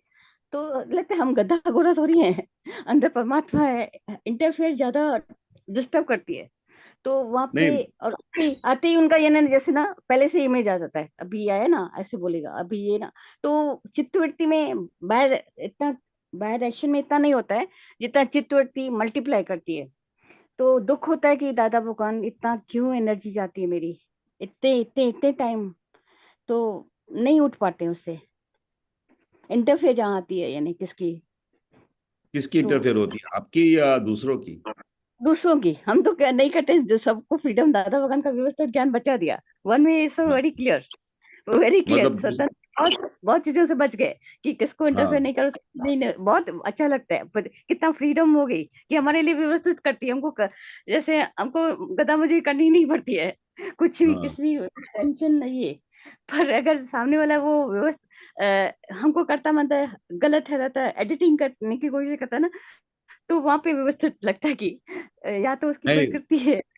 पर उस समय दादा का ज्ञान हाजिर करने का, जब सामने वाला आपके सामने आके खड़ा हो गया, तो सबसे पहले दादा की 3-4 बातें बहुत इंपॉर्टेंट है, वो बहुत समझने जैसी है। तो जैसे दादा भगवान क्या बोलते हैं कि सामने वाला आके आपको ही क्यों बोला, आपकी क्यों ऑडिट निकाली, आपको ही क्यों बोलता है ऐसा क्यों करो, तो समझो कि सबसे पहले तो आपका उसके साथ हिसाब है। हिसाब अगर तो कोई घर में आता नहीं है, भाई भाई बन के नहीं आता है, माँ बाप बन के नहीं आते, हस्बैंड वाइफ बन के नहीं आते, हिसाब के बगैर कोई आएगा नहीं। फिर जब वो जो भी फाइल आपके आसपास आई है और वो आपका हिसाब चुकते करने को आई है, तो आपको सब कुछ बोलती है, ये ऑडिट करती है, तो वो भी उसका भी मन वचन काया व्यवस्थित के ताबे में है। तो उसको भी कोई प्रेरणा देता है कि जाओ उसको जाके समझाओ। तो हमको क्या करना चाहिए? जो सामने वाला आया, तो समझो अपना फाइल आया, पहले तो उसको दृष्टि में देखो कि मेरा फाइल आया। वो सामने वाला जो बोलते हो ना कि वो सामने वाला के ऑडिट करता है, सामने वाला नहीं है, फाइल है। और जैसे ही आपने फाइल का नाम दिया या फाइल समझा, तो उसके बाद दादा के पूरा विज्ञान शुरू होता है कि फाइल का संभाव से निकाल करो। क्योंकि वो आपके आके आपको बकबक करेगा, कुछ ताना मारेगा, कुछ ये करेगा, वो तो आपका हिसाब चुकते करने को आया है। तो आपको तो उसको निर्दोष देखने का है। सबसे पहले आपको निर्दोष देखने का है, आपको उसको फाइल देखने का है, और फाइल का मुझे संभाव्य निकाल करने का है। तो कैसे निकाल करोगे? वो जो भी बोलता है तो जोली खोल करके बैठ जाने का कि चलो आज मेरा हिसाब पूरा करो, जो कुछ देने का है मुझे दे दो। फिर उस समय वो कितना भी गलत बोले, आपको गाली दे, कुछ भी दे, तो आप वो झोली बन के ले लेने का। उस समय मन कूदा कूद करेगा कि मैं ये सुनाऊं, वो सुनाऊं, ये गलत बोल रहा है, मेरा दोष भी नहीं है, ऐसा कर रहा है, वो सब बोलेगा।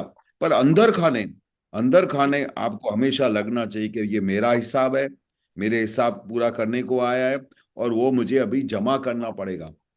तो उसको निर्दोष देखने का है। तो नहीं तो अगर हम निर्दोष नहीं देखेंगे तो दादा भगवान का विज्ञान हम कहाँ समझे? दादा भगवान की जो दादा भगवान ने जिस विज्ञान को ढूंढने में इतने भाव निकाले, ताकि जिस दिन वो ये ज्ञान मिलेगा सबको, तो वो लोगों को सब इतनी कॉम्प्लिकेशन की दुनिया में, जहां पर जहां पर कहीं भी सॉल्यूशन नहीं दिखाई देता है, वहां दादा के ज्ञान से और दादा के विज्ञान से हमको ऑन द स्पॉट सॉल्यूशन मिलता है।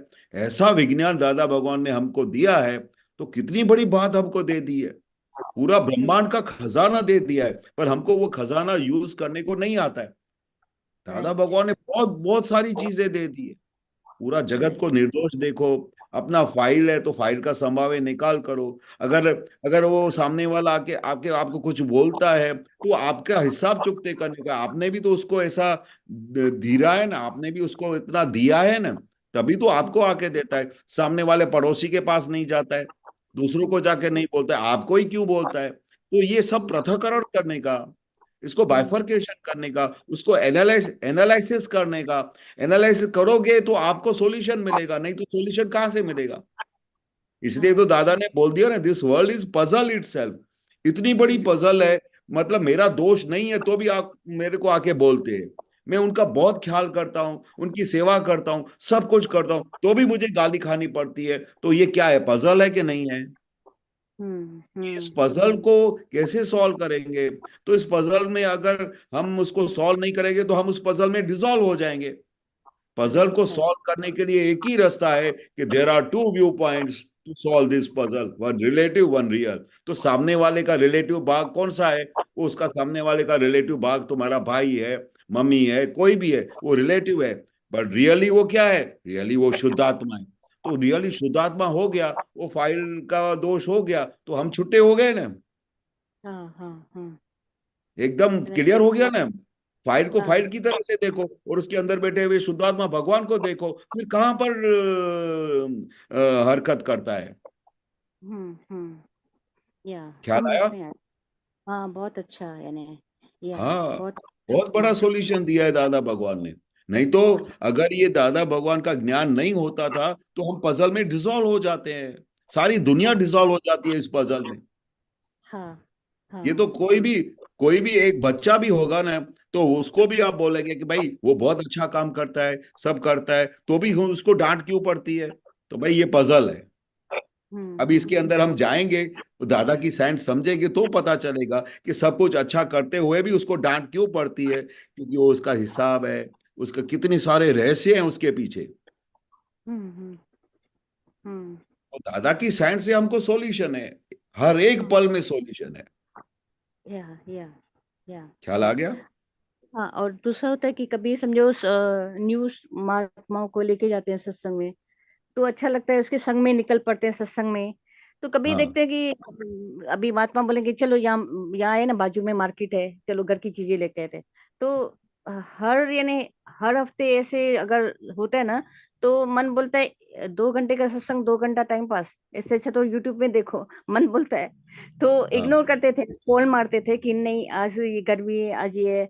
तो देखते थे, उसका भी सत्संग रह जाता था, मेरा भी सत्संग रह जाता था, लेकिन मेरा मन होता था कि सॉल्यूशन चाहिए, कि मैं लाइक अननेसेसरी 2 घंटा जो एक्स्ट्रा जाता है, तो वो जो सुना हुआ वचन है ना, वो अंदर रिपीट, अगर डायरेक्टली घर में आओ तो वो रिपीटेशन चलता है, जैसे हम क्वेश्चन करते हैं तो बिल्कुल स्वाध्याय होता है अंदर से कि क्या सुना।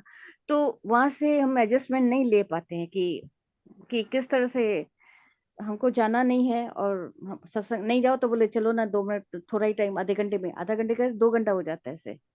तो कैसे समाधान लें कि नहीं, समाधान में इसमें क्या है कि जब जब हमारी खुद की भी सिग्नेचर होती है ना, तभी हम चले जाते हैं। हमारी खुद की सिग्नेचर नहीं हो और अंदर अंदर खाने पूरा पक्का निश्चय हो। जैसे मैं एक आपको एग्जांपल दूं, हम दादा भगवान की हाजिरी में हमारा एक नियम था कि भाई कुछ भी हो जाए, दादा भगवान हाजिर है, दादा भगवान का सत्संग चलता है ना, तो हम सारी दुनिया को छोड़ के चले जाते थे। भाई मुझे नहीं, मुझे दादा भगवान का उस समय कोई अगर कोई काम भी दे देवे ना, तो हम नाराज हो जाते थे कि यार ऐसे टाइम पे मुझे काम देते थे। ये तो फिर दादा भगवान ने ज्ञान में समझाया कि भाई वो उस टाइम पे भी आवे तो वो तुम्हारा फाइल है, उसका संभाव निकाल करो। और अगर तुमने फाइल का संभाव से निकाल किया तो तुम मेरा सत्संग अटेंड करने के बराबर है। पर वो क्या है, ना छूट के हो, समझो तुम उसको रिक्वेस्ट करते हो। दादा भगवान ने एक बार बहुत अच्छा एग्जाम्पल दिया कि जैसे आप शाम, दादा भगवान का 6:30 बजे सत्संग शुरू हो जाता था एकदम, तो हम सब दौड़ते दौड़ते जाते थे। तो एक बंदे ने बोला कि दादा भगवान मेरे साथ कितनी बार ऐसा क्या होता है कि जैसे ही मैं 6:30 बजे जाता हूँ या कभी भी आता हूँ, उसी समय ही कोई फाइल आ जाती है। फिर वो मेरे को फाइल बोलती है कि तू अंदर अंदर मत जाना, सत्संग में मत जाना, मेरे साथ चल, मेरे को इधर जाने का है, मेरी मदर को हॉस्पिटल लेके जाने का है, ये वो।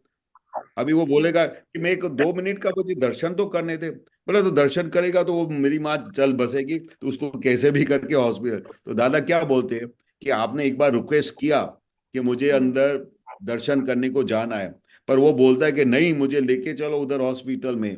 तो आपने उस फाइल को समझा, और ये मेरा फाइल आया है, और उसका तुमने संभाव से निकाल किया और आप उसके साथ चले गए, और आप सत्संग हॉल में इंटर भी नहीं किया, उसके पहले आप चले गए। हाँ, दूर से ही दादा भगवान को दर्शन करके चले गए और उस फाइल का संभाव से निकाल किया, तो आपका दर्शन मेरे पास जमा हो गया। अभी अभी अभी मैं आपकी बात करता हूँ। ये कैसा सिचुएशन था कि आपकी जबरदस्त अंदर से जंगना थी, जबरदस्त ऐसा था कि मैं दादा भगवान का सत्संग मिस नहीं करूं, और मुझे दादा भगवान के सत्संग सुनना है, और मुझे ये दादा भगवान के 6:30 से लेके 8 बजे तक जो सत्संग होता है, मुझे एक पल भी मिस नहीं करना है। वो आपका पक्का निश्चय था।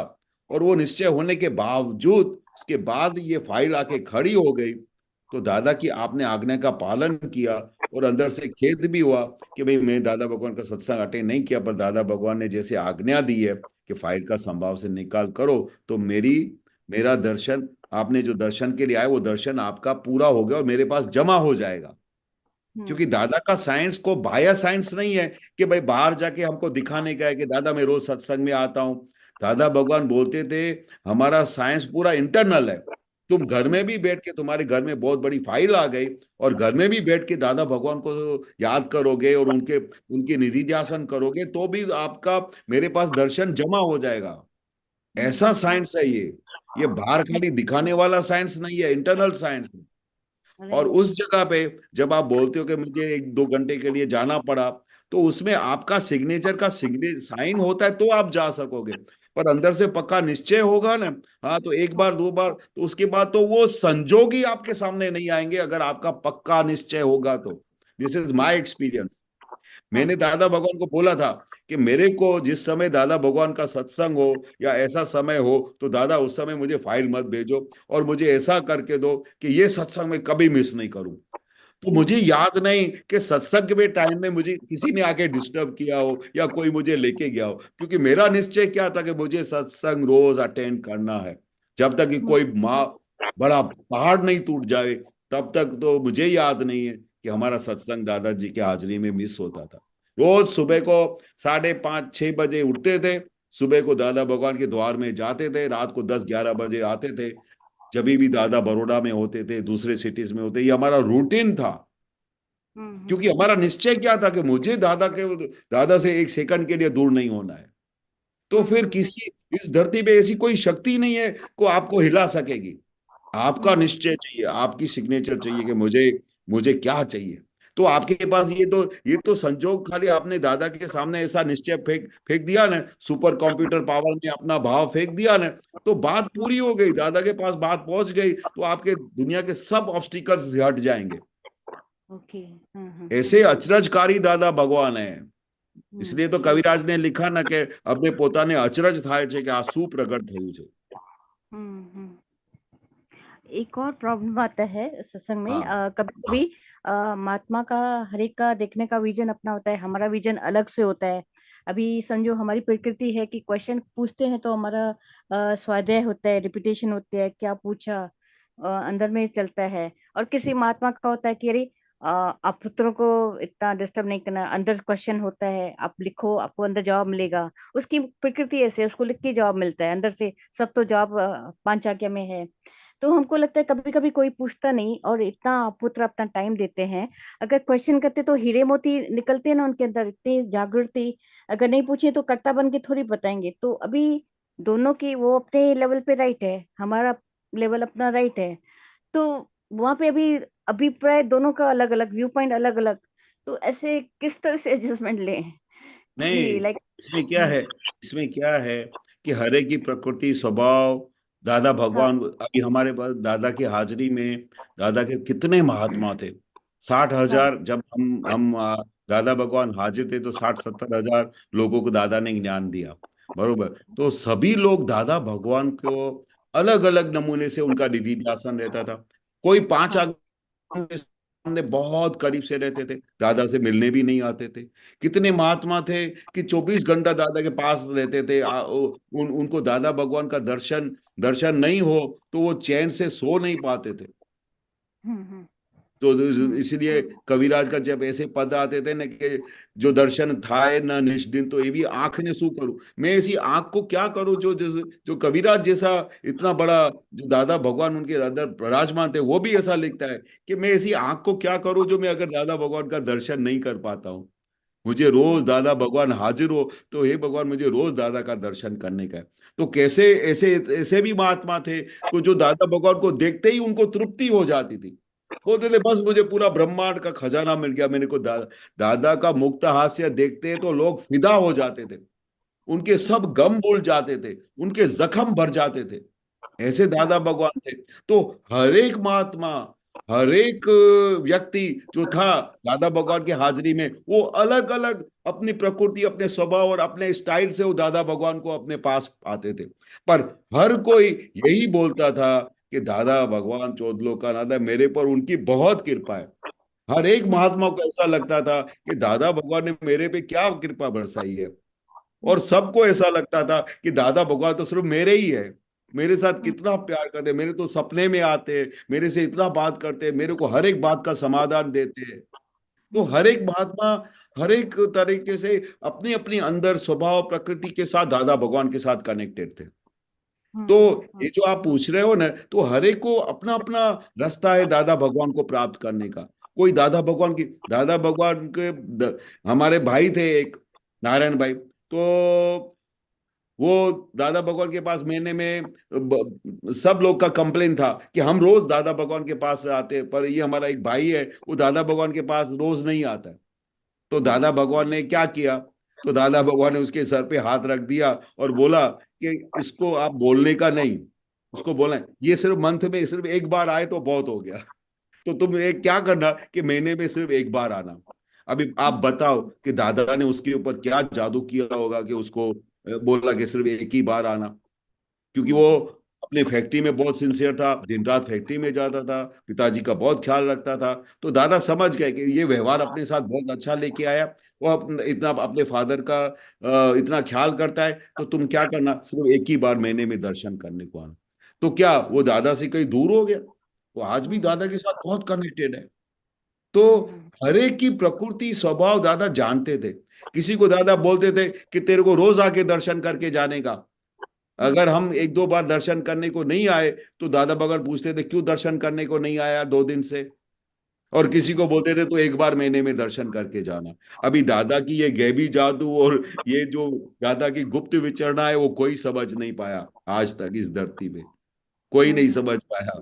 तो दादा क्या बोलते हैं कि तुम कैसे भी करके मेरे साथ कनेक्टेड रहो, तुम कैसे भी करके दादा भगवान की आज्ञा में रहो। दादा भगवान जितनी आप दादा की आज्ञा पालोगे, तो कितने भाई ऐसा बोलते थे कि ये सब आप तो पुत्र दादा भगवान की दिन रात सेवा करते हैं, तो हमको तो कोई सेवा करने को मिलता ही नहीं है। तो दादा ने क्या बताया कि तुम मेरी 5 आज्ञा में रहते हो ना, यही सबसे बड़ी सेवा की आपने। अभी उसको क्या लगा कि दादा ने तो मेरे को समाधान कर दिया, मेरे को दादा आपकी आज्ञा मेरे से चुकती नहीं है, दिन रात में आपकी 5 आज्ञा में, तो बोला आपने मेरी सबसे बड़ी सेवा की।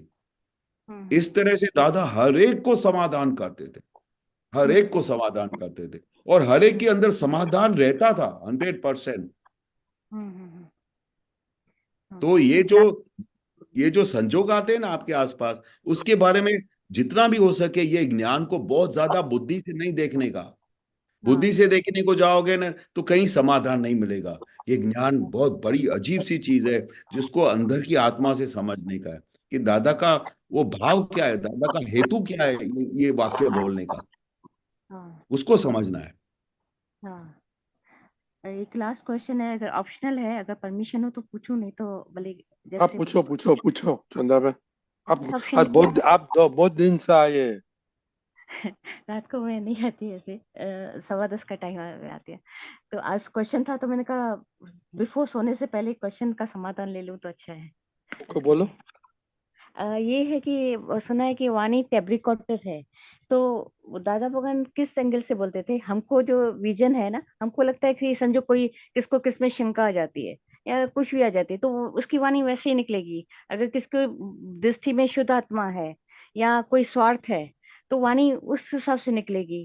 पर दादा जो बोलते थे टेप रिकॉर्डर है, तो वो किस विजन से बोलते थे और हम किस तरह से अप्लाई करें? जो कोई भी शब्द है ना, संभव से निकालो है कि बाद में रिपीटिशन नहीं हो, न राग का न द्वेष का, कि कहीं टाइम फाइल तो चला जाता है लेकिन रिपीटिशन होता है।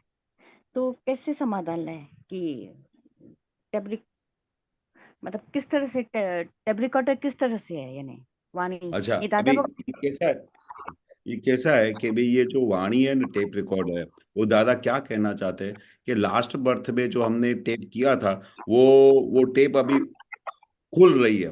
तो वो उस टेप रिकॉर्ड जो वो वाणी खुल रही है उसमें कुछ चेंजेस नहीं हो सकेगी, क्योंकि लास्ट बर्थ में हमने टेप किया हुआ वाणी है। तो एक बार जैसे टेप रिकॉर्डर होता है, तो टेप रिकॉर्डर क्या होता है कि उसमें पहले से ही वो कैसेट में वो भरा हुआ होता है, तो जब हम बटन ऑन करते हैं तो जो भरा हुआ है वही निकलता है कि कोई दूसरा कुछ निकलता है, जो भी आपने गाना डाला हो या कुछ भी डाला हो, टेप किया हो। हाँ वही तो निकलेगा। ये जो पहले हमने टेप किया हुआ है, उसको जब हम बटन दबाते, तो सामने वाला कोई संजोग मिल गया और बटन दबाया, तो वो वाणी उधर से निकलती है। तो उस समय हमको क्या लगता है कि भाई ये इसने मेरे साथ गलत भाषा में बात किया, ये ऐसा नहीं करना चाहिए। पर वो उसने आपके हिसाब, दोनों हिसाब इकट्ठे होते हैं, आप सामने आए और वो उसका हिसाब सामने आया, बटन दबा और वो टेप रिकॉर्डर बजा। तो टेप रिकॉर्डर बजा तो लास्ट बर्थ में जो हमने टेप किया था, और हम जिस आदमी के साथ बात करते हैं, तो वो हमारा लास्ट बर्थ के हिसाब से ही वो सब आके सामने खड़ा होता है और ऐसी टेप निकलती है। हिसाब अगर कोई टेप नहीं निकलेगी और बजेगी भी नहीं, कोई दूसरा खड़ा होगा तो उसके लिए बहुत अच्छी भाषा निकलेगी, पर जिसके साथ फाइल होगा तो उसके साथ बहुत कड़क भाषा भी निकलेगी, क्योंकि वो ऐसा टेप भर के आया है। और वो टेप जब उगलती है तो दादा ने उसका समाधान दे दिया कि दादा भगवान ये मेरे ऐसा मेरे साथ बात किया, वैसा बात किया। अरे भाई ये वाणी को टेप रिकॉर्डर समझो ना, टेप रिकॉर्डर है तो जैसा टेप भरा हुआ होगा वैसा ही गाना निकलेगा कि दूसरा कोई नया निकलेगा। तो जो टेप हुआ है उसको टेप रिकॉर्डर की तरह देखो, और उस टेप को देख लिया तो ऑन द स्पॉट समाधान है। पर आपको लगा नहीं नहीं ये तो इसने ही मुझे बोला, मैंने देखा ये मेरे साथ बहुत बदतमीजी से बात कर रहा था, तो उधर सब आपका पजल शुरू हो जाएगा। इसे टेप रिकॉर्डर का शब्द बोलने से तो दादा बोलते हैं बल्ले बल लोगों का समाधान हो गया, नहीं तो आखा दिन ये बहुत बड़ी पजल थी। हस्बैंड वाइफ हो, माँ बाप का साथ, बच्चों के साथ हो कि ये हमारे डैडी है तो ये बहुत कड़क है, मेरे साथ ऐसा बात करते हैं, वो मेरे दूसरे भाई के साथ तो ऐसी बात करते हैं। मैं डैडी की दिन रात सेवा करता हूँ तो मैं दिन रात गाली खाता हूँ, तुम ऐसा ही करता है, ऊंधा ही करता है। अरे मैं दिन रात आपकी सेवा करता हूँ क्योंकि वो पूरा टेप रिकॉर्ड भर के आया, क्योंकि अभी वो हिसाब पूरा हो रहा है। तो हिसाब जब पूरा हो रहा है, टेप रिकॉर्डर बज रही है, तो उसको टेप की तरह देखो और उसको निर्दोष देख के इस जगत का पूरा समाधान कर दो। कभी कभी वही फाइल के लिए या तो इतना राग होता है, इतना ये होता है, और वही कभी होता है कि शक्ल भी नहीं पसंद आती है, शब्द भी पसंद नहीं आता है, तो ये एपिसोड कैसे चेंज हो जाता है? वो ये भी हिसाब हुआ है यानी इतनी हाँ नहीं, ड्यूरेशन। ऐसा होता है ना। वो दादा भगवान की तरह रहना सीखना पड़ेगा। दादा भगवान के पास कितने 60,000 हाजिरी में दादा के महात्मा थे। तो आपको क्या लगता है कि सबकी प्रकृति कैसी थी? सबकी प्रकृति बहुत अच्छी थी क्या? अलग अलग टाइप की प्रकृति थी। कभी कभी वो हमारे नट्टू काका बोलते, दादा भगवान ये टोपी ऐसा कैसे पहना है, कि खीसे में क्यों रखा है, गुस्से भी हो जाते थे। वो समझते नहीं थे कि ज्ञानी पुरुष क्या है।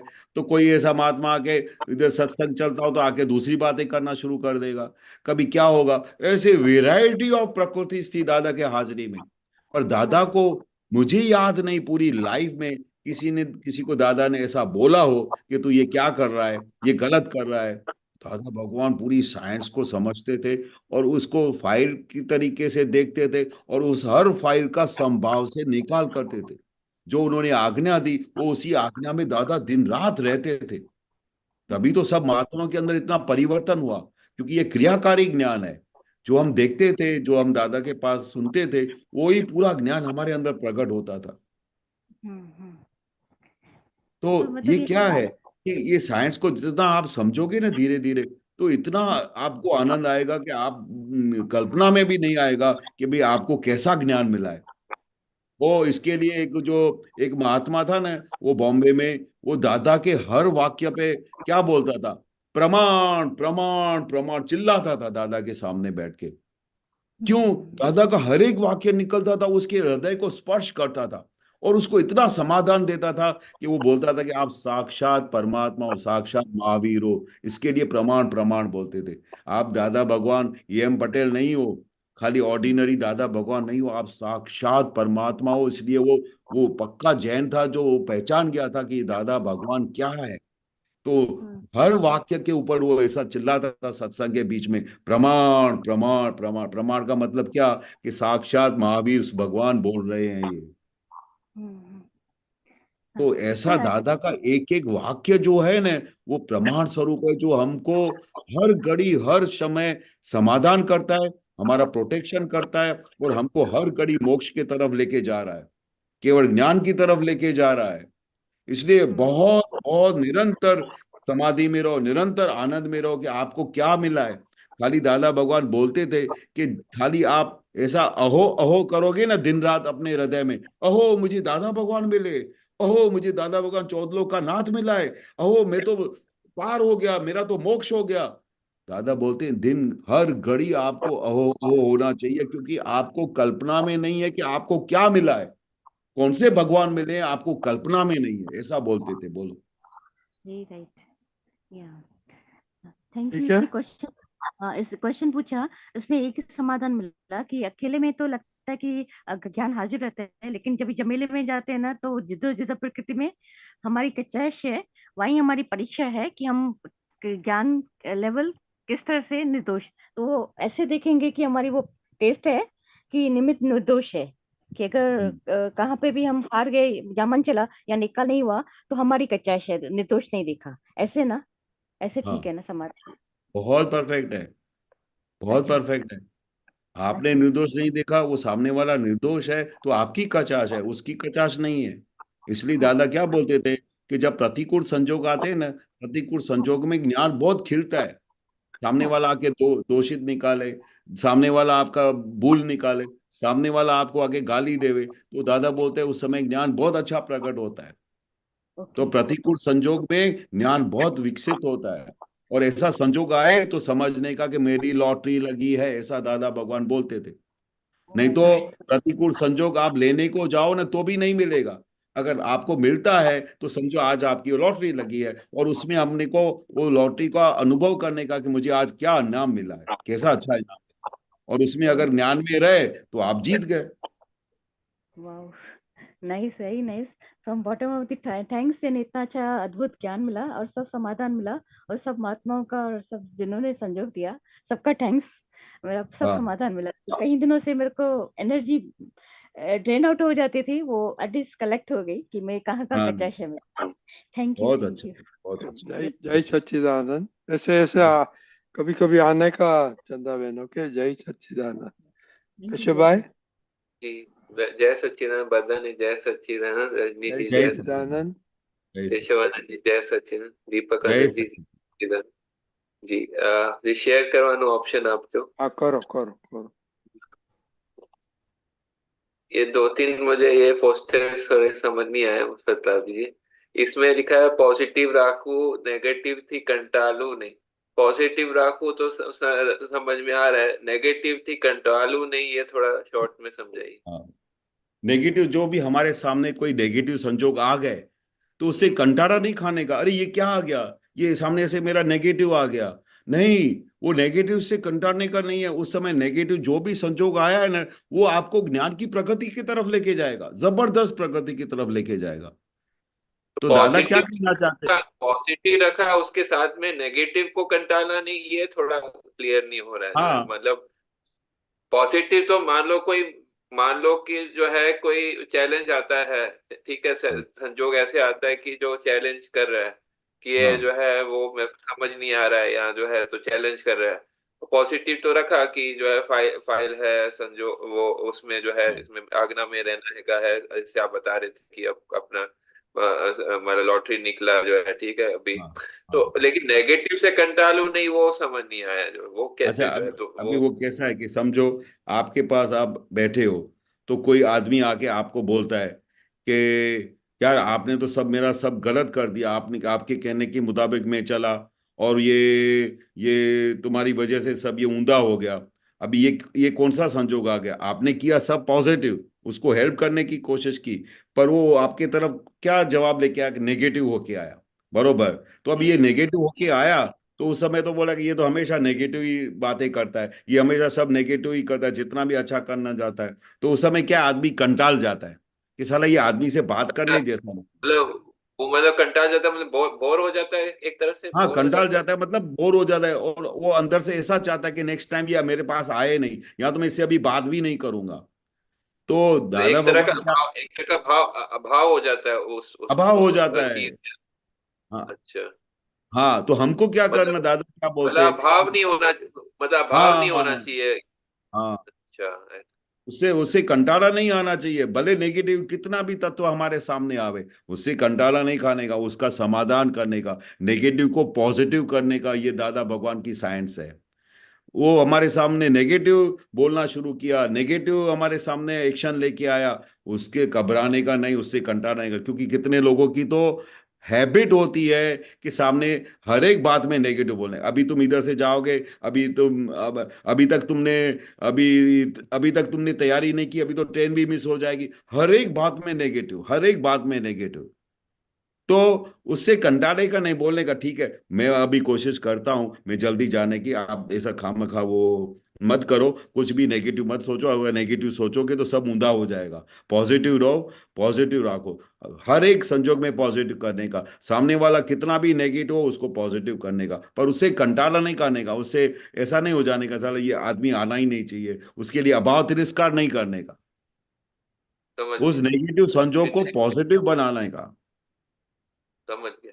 फिर ये हाँ नेक्स्ट में जो है ना, इसमें दादा बानी से दिया हुआ है, उसमें एक ये सेंटेंस आता है, तमने एम खोटा छो कहो, तो तमने छोड़शे नहीं, तुम्हारी जोड़े जोड़े फरिया करशे। ये थोड़ा समझाइए कि मतलब कि अगर हम किसी को बुरा बोलते हैं तो वो हमको छोड़ेगा नहीं, ऐसा हमारे ये महात्मा के लिए कहा है कि किसके लिए, हाँ किस हाँ कॉन्टेक्स्ट में कहा है, वो क्लियर नहीं हो रहा है। हाँ, बहुत बड़ी इंपॉर्टेंट बात है। क्या बोले, तमे एमने खोटा छो कैशो, तो ए तमने छोड़से नहीं। अभी क्या है कि ये संसार का बहुत बड़ा रहस्य है, बहुत बड़ा रहस्य है कि आप किसी को भी ऐसा बोलो कि यू आर रॉन्ग, ऐसा एक बार किसी को सेंटेंस बोलो, फिर चाहे वाइफ हो, फिर चाहे बच्चा हो, चाहे फादर हो, किसी को भी बोलो, सबसे पहले तो बहुत बड़ा रिएक्शन होगा, તમે खोटा छो कैशो तो ये तमने छोड़से नहीं। वो क्या करेगा, वो अंदर में आपके साथ वेर करेगा कि साला नेक्स्ट टाइम ये मेरे सामने आए तो मैं उसको सीधा करता हूँ, मेरे को गलत साबित किया, मैं गलत हूं, मैं चोर हूं, मैं ऐसा हूं, उसने मेरे साथ ऐसे बात किया। तो वो क्या करता है, वो अंदर आपसे वेर बांधता है। वो क्यों ऐसा वेर बांधता है? क्योंकि उसके आपने उसको हृदय को हिलाया, छंछेड़ा आपने। तो तमने छोड़से नहीं, તમારી જોડે ને જોડે ફર્યા કરશે। तो दादा भगवान बोलते थे, ये हस्बैंड वाइफ, ये माँ बाप बच्चे, ये एक दूसरे के साथ कैसे बन के आते हैं? ये हमारे राग और द्वेष के साथ सब बहुत बड़े बहुत बड़े राग और द्वेष से जो हमारे सब आसपास में मिले हैं ना, वो राग और द्वेष के परिणाम से मिले लास्ट बर्थ के। जिस बंदे के साथ आपने बहुत द्वेष किया वो आपके घर में आके खड़ा होएगा, और जिस बंदे के साथ आपने बहुत राग किया वो बंदा आपके घर में आके खड़ा रहेगा। तो ये हमारे संबंध जो अगर है जो महात्मा ऐसे बोले, अगर महात्मा ऐसे करें जो है कि महात्मा एक दूसरे को खोटा बोले हैं, तो फिर क्या होगा? नहीं, महात्मा अगर एक दूसरे को बोलेंगे तो दोनों में से दोनों को वो ज्ञान मिला होगा, ज्ञान मिला होगा, तो दोनों के अंदर जो जिसको बोलेगा थोड़ी देर में उसके अंदर सब बदल जाएगा और उसको रियलाइज होएगा, वो प्रज्ञा शक्ति उसको छोड़ेगी नहीं। भले महात्मा है, अगर भूले चुके उसने बोल भी दिया या कुछ उसका हिसाब खड़ा भी हो गया और बोलेगा तुम गलत किया, तुमने ऐसा किया, तुमने वैसा किया, तो थोड़ी देर के बाद आप देखोगे इधर वो उसको सॉरी बोलेगा या वो उसको बोलेगा यार मिच्छामी दुक्कड़म, मेरे से भूल हो गई। क्योंकि ये ज्ञान चैन से बैठने नहीं देगा। प्रज्ञा शक्ति जो आपके अंदर प्रकट हुई है ना ज्ञान के बाद, वो अगर आप कुछ भी गलत करोगे तो 2 मिनट के लिए भी आपको चैन से बैठने नहीं तो देगी। क्या पूरी क्या रात महात्मा आपस में विवाद नहीं करते हैं? करते हैं तो फिर थोड़ी देर के बाद वो रियलाइज करते हैं। अभी मैं आपको अपना ही एग्जाम्पल दूं, हम 8 भाई है घर में, कितनी सारी लेडीज है, 30 40 50 जनों का हमारा परिवार है। तो आपको क्या लगता है कि कभी ना कभी ज्ञान के महात्मा होने के बावजूद भी वो एक दूसरे को क्या कुछ बोल नहीं देते हैं? तो क्या हमेशा ऐसा महात्मा जो आप बता रहे हैं कि उन्होंने जो है बोला बाद में, जरूरी जरूरी तो है ना सभी महात्मा के आपस में फिर मतलब सुलझा देते हैं? ऐसा ऐसा होता है क्या? 200%, 200%। जितने भी मेरे महात्माओं के एक्सपीरियंस है, जिनको भी मैं बहुत नजदीक से जानता हूँ, और कितने सारे महात्माओं, आप उनसे पूछोगे ना कि भाई तुम्हारे घर में ऐसा कषाय होता है क्या, कभी ऐसा लड़म लड़ी हो जाती हो या क्या हो जाती हो, तो सबका कभी भी पर्सनल इंटरव्यू लेना जिन लोगों ने ज्ञान प्राप्त किया है, तो बोलेंगे हो तो जाता है, पर ऑन द स्पॉट ज्ञान की जागृति इतनी हो जाती है कि हमको अंदर रियलाइज होता है और हमारा ऑन द स्पॉट प्रतिक्रमण चालू हो जाता है।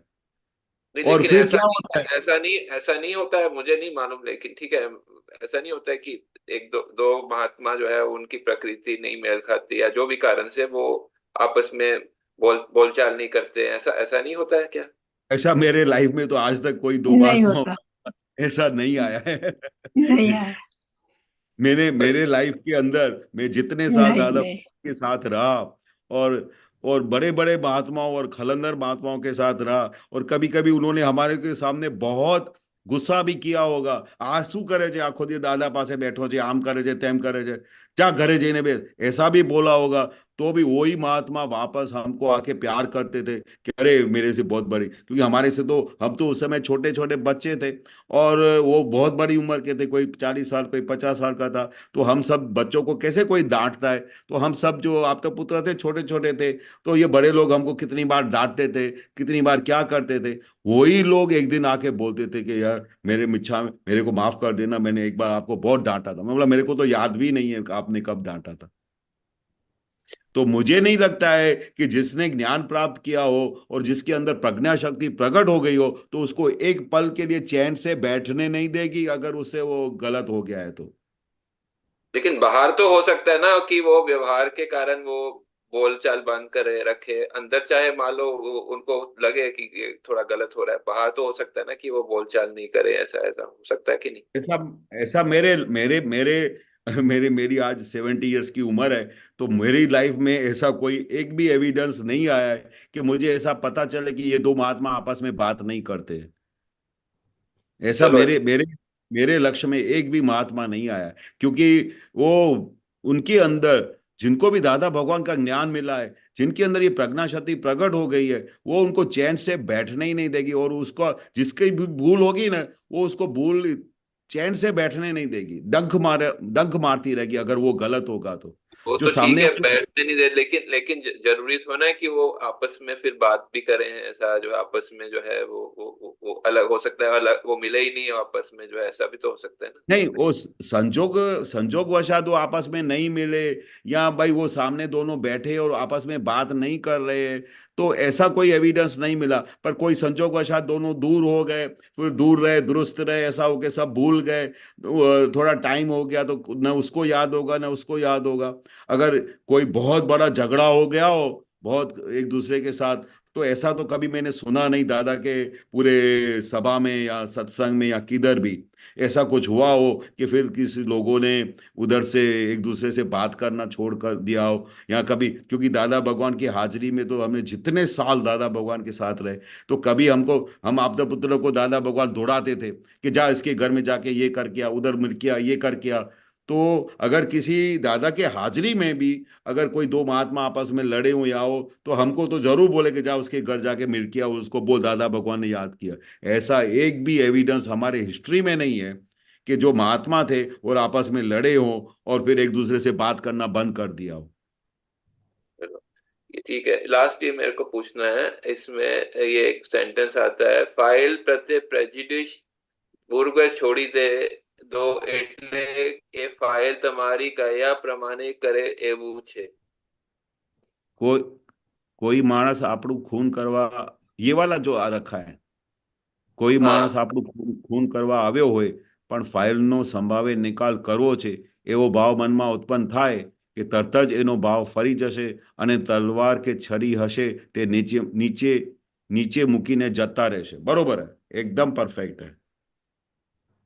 मतलब हाँ, आपके तो ये अंदर, बोले कि फाइल के वो जो है फाइल तुम्हारी कया प्रमाणे करी એવું છે, ऐसा ऐसा भी इसमें साथ में आया था।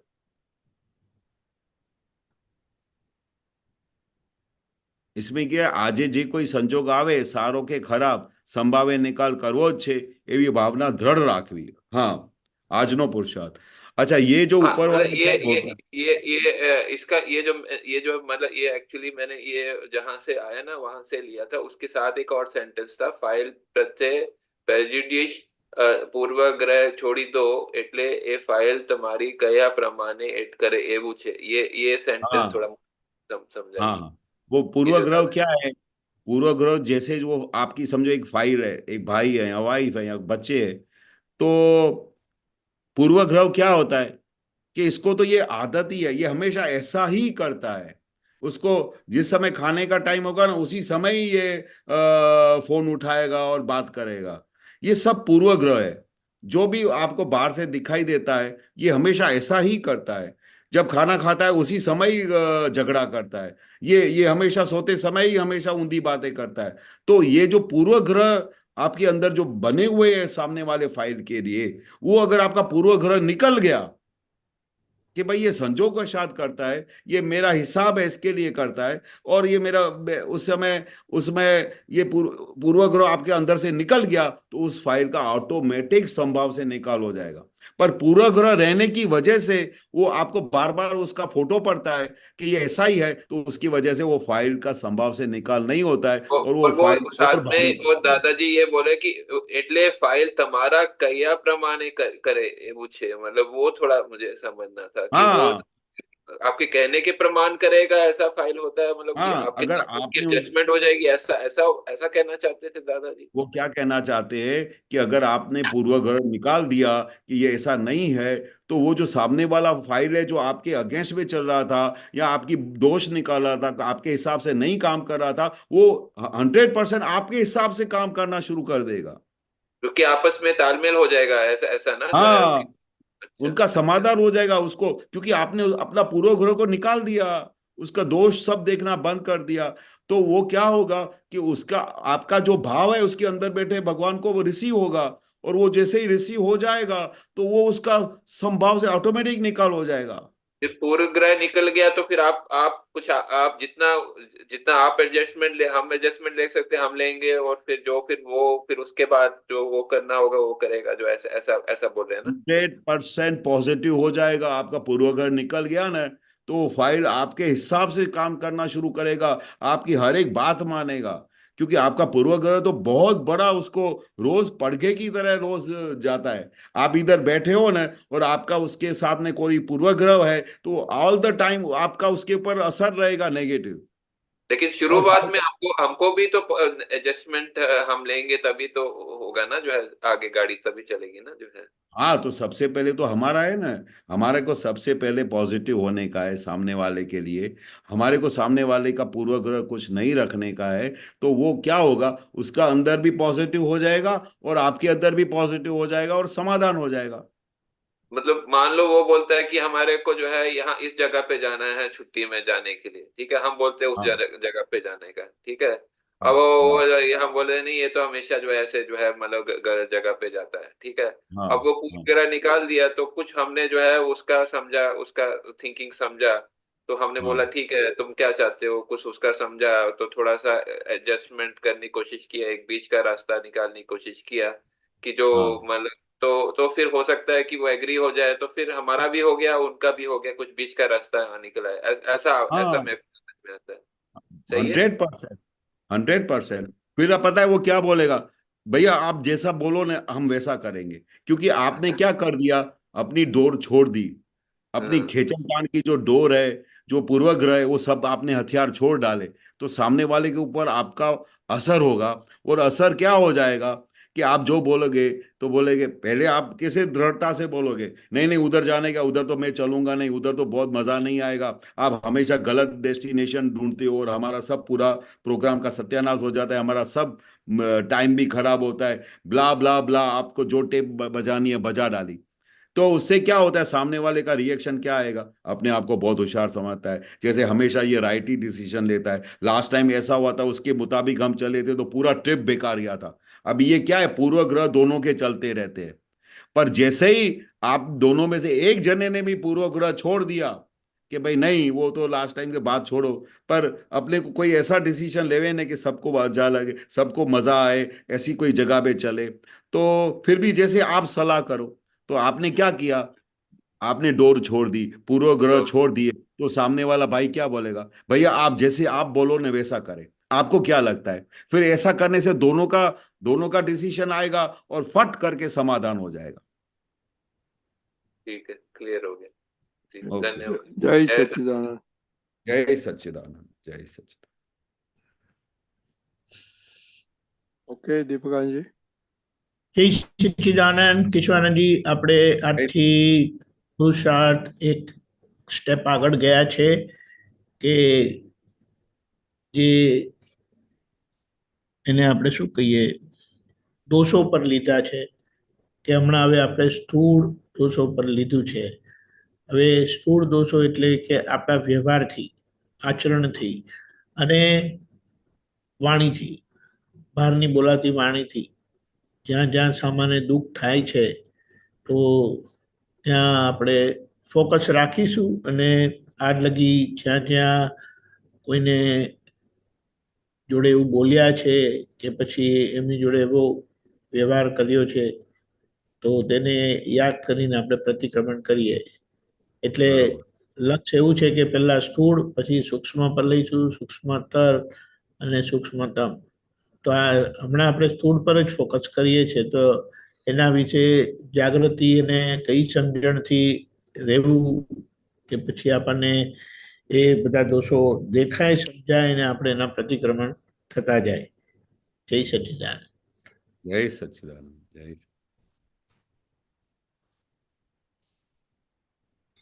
આ બહુ જબરજસ્ત વસ્તુ છે કે જ્ઞાન પહેલા આપણે તો ખબર બી નહોતી કે આપણા દોષ થાય છે, અને એવા સંજોગો બી આવતા હતા કે એક વખત મને જ દાદાએ પૂછ્યું અચાનક જ, કારણ કે દાદા જાણતા હતા કે અમારા ઘરમાં બહુ મોટી પલટન છે. આટલી મોટી પલટન તો બહુ જૂજ જ ઘરમાં હોય કે 8 ભાઈ 1 બહેન મમ્મી પપ્પા, પછી અમારા ફોઈબા, આ બધા અમે જોડે જ બધા સિંધમાંથી આવેલા. તો બહુ મોટું પરિવાર હતું અને એક જ જગ્યાએ રહેતા હતા. તો દાદા તો જાણતા હતા કે ભાઈ કે આવું બધું આટલી મોટા પરિવારમાં, એટલે બંને શું લાગે છે કે ઘણી વખતે તો એવું લાગે છે કે અમારા બધા આટલા મોટા પરિવારનું કલ્યાણ કરવા માટે દાદા ભગવાન મોસ્ટલી વડોદરામાં ઘણા બધા જ્ઞાનવિધિઓ અમારા ઘરે થઈ અને અમારા ઘરે વારે ઘડીએ સત્સંગ થતું હતું, જાણે કે અમારા બધાનું કલ્યાણ કરવાનું કંઈ દાદા ભગવાને એ ભાવમાં કંઈ એવું નિયાણું બાંધ્યું હોય કે આ પરિવારનું તો બહુ રાગે પડશે નહીં, એટલે મારે વારે ઘડીએ ત્યાં જવું પડશે.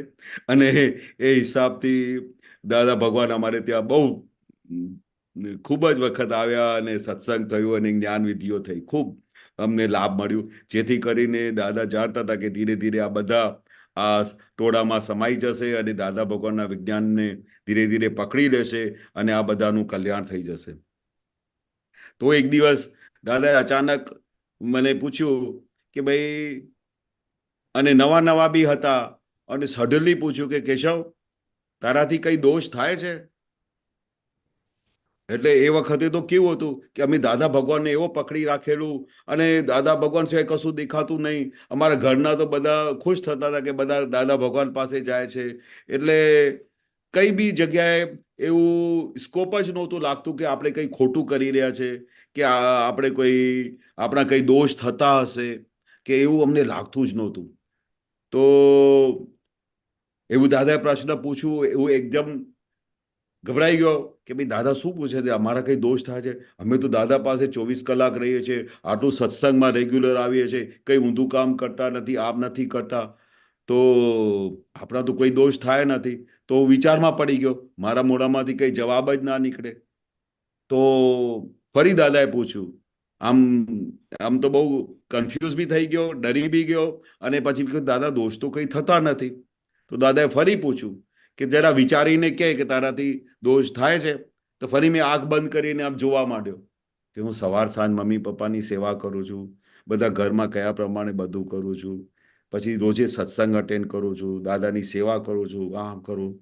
તો ફરી આમ વિચાર કર્યો, ક્યાંય દોષ દેખાયું નહીં મને.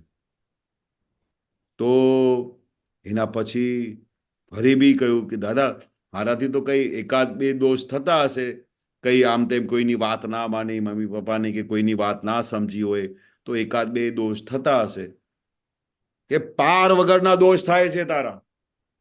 શું કહ્યું? આમ બૂમ પાડીને કહ્યું. હું આમ એકદમ સ્તબ્ધ થઈ ગયો. મેં કીધું દાદા શું બોલે છે? પાર વગરના દોષ થાય છે? તો પછી જ્યારે આમ દાદાએ આમ બૂમ પાડીને કહ્યું ને, ત્યારથી જ મારા પાર વગરના દોષ દેખાવા માંડ્યા. કઈ દાદાએ કઈ એક વાક્યમાં શું બમ ફોડ્યું હશે, કે શું મારા કઈ આવળોને તોડી કાઢ્યા હશે, કે ત્યારે ખબર પડી કે ઓહો, મારા પાર વગરના દોષો થાય છે. આપણે ખબર જ નથી પડતી કઈ ભાષામાં બોલ્યા, કેવી રીતે બોલ્યા, મારા સામેવાળાને તમારા બોલવાથી કયો દુઃખ થયું. તમને તો એવું લાગે હું તો સારું બોલું છું, અરે પણ એમને તમારે આ વર્તનથી બહુ દુઃખ પડી ગયું. તમારે વાત કરતી વખતે દુઃખ પડી જાય, કોઈનું તમે કામ ના કર્યું તો એમને દુઃખ પડી જાય, કોઈની તમે ચોરી કરી એમને દુઃખ થઈ જાય. પાર વગરના દોષો થાય છે, આપણે ખબર પડતી નથી. બોલો, આ દાદા ભગવાનનું વાક્ય છે, ત્યારથી ખબર પડી કે આપણે જો એના ઉપર લક્ષ્ય ના રાખીએ, ફોકસ ના રાખીએ, તો આપણે ખબર જ ના પડે. કારણ કે આપણે શું કરતા હોઈએ છીએ, આરોપી પણ હું જ, જજ પણ હું, અને પેલો રક્ષણ કરનારો હું, તો દોષ કોનો નીકળે? એટલે આપણે શું કરતા હોઈએ, પોતાને પ્રોટેક્શન જ કરતા હોઈએ કે મારા જેવો કોઈ સારો માણસ છે જ નહીં, અમારા જો કોઈ સારો વસ્તુ કોઈ કરતું નથી. પોતાનો એક દોષ દેખાતો નથી. પોતાનો એક દોષ દેખાય ને તો ભગવાન થઈ જાય. બોલો, તો આ દાદાનું આ ભાવાર્થ શું કહેવાનું હતું કે આપણે આપણી જાતને શું માનીએ છીએ કે આપણાથી કોઈ ભૂલ થતી નથી, આપણાથી કોઈ દોષ થતા નથી, બીજાના જ દોષ થાય છે અને એમને જ દોષિત દેખ્યા કરે છે. પણ આ દાદાના વિજ્ઞાન પછી, આ સમજણ પછી ખબર પડી કે ઓહ, પાર વગરના દોષ થાય છે. એટલે આપણે શું છે કે આ ફાઇલ નંબર 1 પર નિરંતર ફોકસ રાખવું જોઈએ. ઇવન આજે તે દીપક આનંદજી કહ્યું ને, હજુ તો આપણે સ્થૂળ દોષોથી આગળ નથી ગયા, સૂક્ષ્મ અને સૂક્ષ્મતર દોષો બી કેટલા બધા થતા હોય છે, એ બી પકડમાં નથી આવતા. તો એને શું જોઈએ કે આપણે જ્યારથી આ ફાઇલ નંબર 1 પર ફોકસ કરીશું ને, તો ધીરે ધીરે સ્થૂળ દોષો પકડાશે, પછી સૂક્ષ્મ પકડાશે, પછી સૂક્ષ્મતર પકડાશે. જ્યાં સુધી સ્થૂળ દોષો નથી પકડાતા તો ત્યાં સૂક્ષ્મતર અને સૂક્ષ્મતરની તો વાત જ ક્યાં કરવી. એટલે દાદા ભગવાન બી પોતે કહેતા હતા કે આપણા મહાત્માઓને તો હજુ સ્થૂળ દોષો નથી પકડાતા. સ્ટાર્ટિંગમાં એવું બોલતા હતા. તો અમે વિચાર કરતા હતા તો સૂક્ષ્મ અને સૂક્ષ્મતર તો ક્યાં વાત રહી, સ્થૂળ દોષો નથી પકડાતા એવું બોલતા હતા. આપણે કેવી રીતે વાત કરી, કેવી રીતે વર્તન કર્યું, સામેવાળા ભાઈ આવ્યા હોય તો આપણે એમને પૂછતા બી નથી કે તમે જમશો કે શું. આ બધા પાર વગરના દોષો થતા હોય. દાદા ભગવાન તો સૌથી પહેલા આવીને પૂછતા હતા કે તું જમ્યો? અરે ગમે તે માણસ આવે, આપણે કોઈ દિવસે આવું કરતા બી નહોતા. અમારા ઘરમાં કોઈ આવે તો કોઈ દિવસે પૂછતા બી નથી તમે જમ્યા, તમે પેલા થાળી લગાડી તમારા માટે. આપણે શું કરીએ, બિસ્કિટ પાણી કશું મૂકી દઈએ કે ભાઈ ચલો નાસ્તો, હમણાં એ તો જમીને જ આવ્યા હશે ને. તો દાદા કે એ પણ ઘણા વખત તો એવું થતું હોય કે સાલું એ વિચારીને આવ્યા હોય કે આપણે ત્યાં જ જમીશું કેશવભાઈને ત્યાં, પણ આપણે બોલતા નથી તો એ બી બિચારા જમતા નથી. હવે દાદા તો મેં દાદા ભગવાને કાયમ ઓબ્ઝર્વ કર્યું કે ગમે તે માણસ આવે, બપોરે આવે કે આવે, તમે જયા છો કે નહીં રસિકભાઈ, એમને જમાડો, જરા જમાડજો એમને. કે નહીં દાદા અમે જમીને આવ્યા છે. એ 2-3 વખત બોલે તારે કે એમ ચાલો તો ચા તો પીને જાઓ, પણ પહેલા તો એવું બોલતા હતા જમીને જજો. હવે આ બી આપણું દાદા પાસેથી અમે જ્યારે બેઠા ને ત્યારે અમારા એક એક દોષો પકડાતા હતા કે આપણે તો કેવી રીતે પેલા બ્લાઇન્ડલી જીવન કાઢી રહ્યા છે, આંખ બંધ કરીને જીવન કાઢી રહ્યા છે. જ્યારે દાદાએ કહ્યું કે પાર વગરના દોષ થાય છે ત્યારે ખબર પડી કે ઓહો દાદા શું કહેવા માંગે છે. એટલે આપણે આ ફાઇલ નંબર 1 પર એવી જબરજસ્ત ફોકસ રાખવાનું કે જેથી કરીને આપણે આ પેલા સ્થૂળ દોષો પકડાય, અને જેવી રીતે પેલા સ્થૂળ દોષો પકડાશે ત્યાર પછી ગાડી અંદર દોડશે કે સૂક્ષ્મ તરફ જશે ને સૂક્ષ્મતર. એટલે દીપકાનંદજીએ બરોબર કહ્યું કે સૌથી પહેલા આપણે સ્થૂળને પકડીએ. બરોબર. એમાં બીજું એક છે ને, દાદાનું જ વાણી છે કે સ્થૂળ દોષો સ્થૂળ અથડામણ કરાવે, સૂક્ષ્મ દોષો સૂક્ષ્મ અથડામણ કરાવે, સૂક્ષ્મતર દોષો સૂક્ષ્મતર અથડામણ, અને પેલી સૂક્ષ્મતમ અથડામણ. એટલે આ સ્થૂળ દોષો સ્થૂળ અથડામણ કરાવે. એના પર જે 2-4 પાના છે ને હું મૂકીશ પછી PDF. બહુ સરસ છે. એટલે એના પર આપણને આઈડિયા આવે અને આપણે આખા દિવસમાં ઉકલતો વ્યવહાર છે. એટલે આપણે એવું કરતા નથી પણ અંદર સંજોગ આવે ને એ ખુલ્લું થાય ને આપણે આપણી અંતરાત્મા દશામાં જાગ્રત રહીને પ્રજ્ઞા શક્તિના પ્રકાશમાં એને જોઈ લઈએ, ઓળખી લઈએ, સમજી લઈએ અને એ એક્સેપ્ટ કરી લઈએ તો પછી આલોચના થાય. આલોચના વગર પ્રતિક્રમણ નથી અને પાછળ પ્રત્યાખ્યાન કર્યા એટલે પછી એ ફરીથી થાય જ નહીં. આખો એનો પ્રોસેસ બહુ સરસ બતાડ્યો છે. બહુ સરસ, બહુ સરસ. જય સચ્ચિદાનંદ. જય જય સચ્ચિદાનંદ. સચ્ચિદાનંદ. આપણે ટાઈમ થઈ ગયો. શ્રીમંત બોલો કશ્યપભાઈ છો તમે? સરોજબેન બોલો કરજો. જય સચ્ચિદાનંદ. નમો વિતરાગાય, નમો વિતરાગાય, નમો અરિહંતાણમ, નમો હરિહંતાણમ, નમો સિદ્ધાણમ, નમો સિદ્ધાણમ, નમો આયરિયાણમ, નમો આયરિયાણમ, નમો વજ્જાયાણમ, નમો વજ્જાયાણમ, નમો લોય સવ સાહુણમ, નમો લોય સૌ સાહુણમ, એસો પંચન મુક્કારો, એસો પંચન મુક્કારો, સવ પાવપણાસણો, સૌ પાવપણાસણો, મંગલાણમ ચ સવ્વેસિમ, મંગલાણમ ચ સૌવેસિમ, પરમમ હવૈ મંગલમ. પરમં હવૈ મંગલમ. ઓમ નમો ભગવતે વાસુદેવાય. ઓમ નમો ભગવતે વાસુદેવાય. ઓમ નમઃ શિવાય. ઓમ નમઃ શિવાય. જય સચ્ચિદાનંદ. જય સચ્ચિદાનંદ. જય સચ્ચિદાનંદ પ્રોગ્રામ આખા દિવસનો સવારે 6:30 પ્રાતઃવિધિ, 10:15 ગુજરાતી સત્સંગ, 4:30 કીર્તન ભક્તિના આરતી, રાત્રે 9 વાગે વર્લ્ડવાઇડ સત્સંગ. આખા દિવસના પુરુષાર્થમાં આપણે સ્થૂળ અથડામણ, સ્થૂળ દોષો લીધા છે જે આપણા આચરણથી અને બહારની વાણીથી દોષો થયા કરતા હોય છે, તો એને આખા દિવસ જોઈશું, એને સમજીશું અને અનુભવ કેવા પધારજો. પ્રશ્ન પૂછવા માટે સત્સંગમાં પધારજો. જય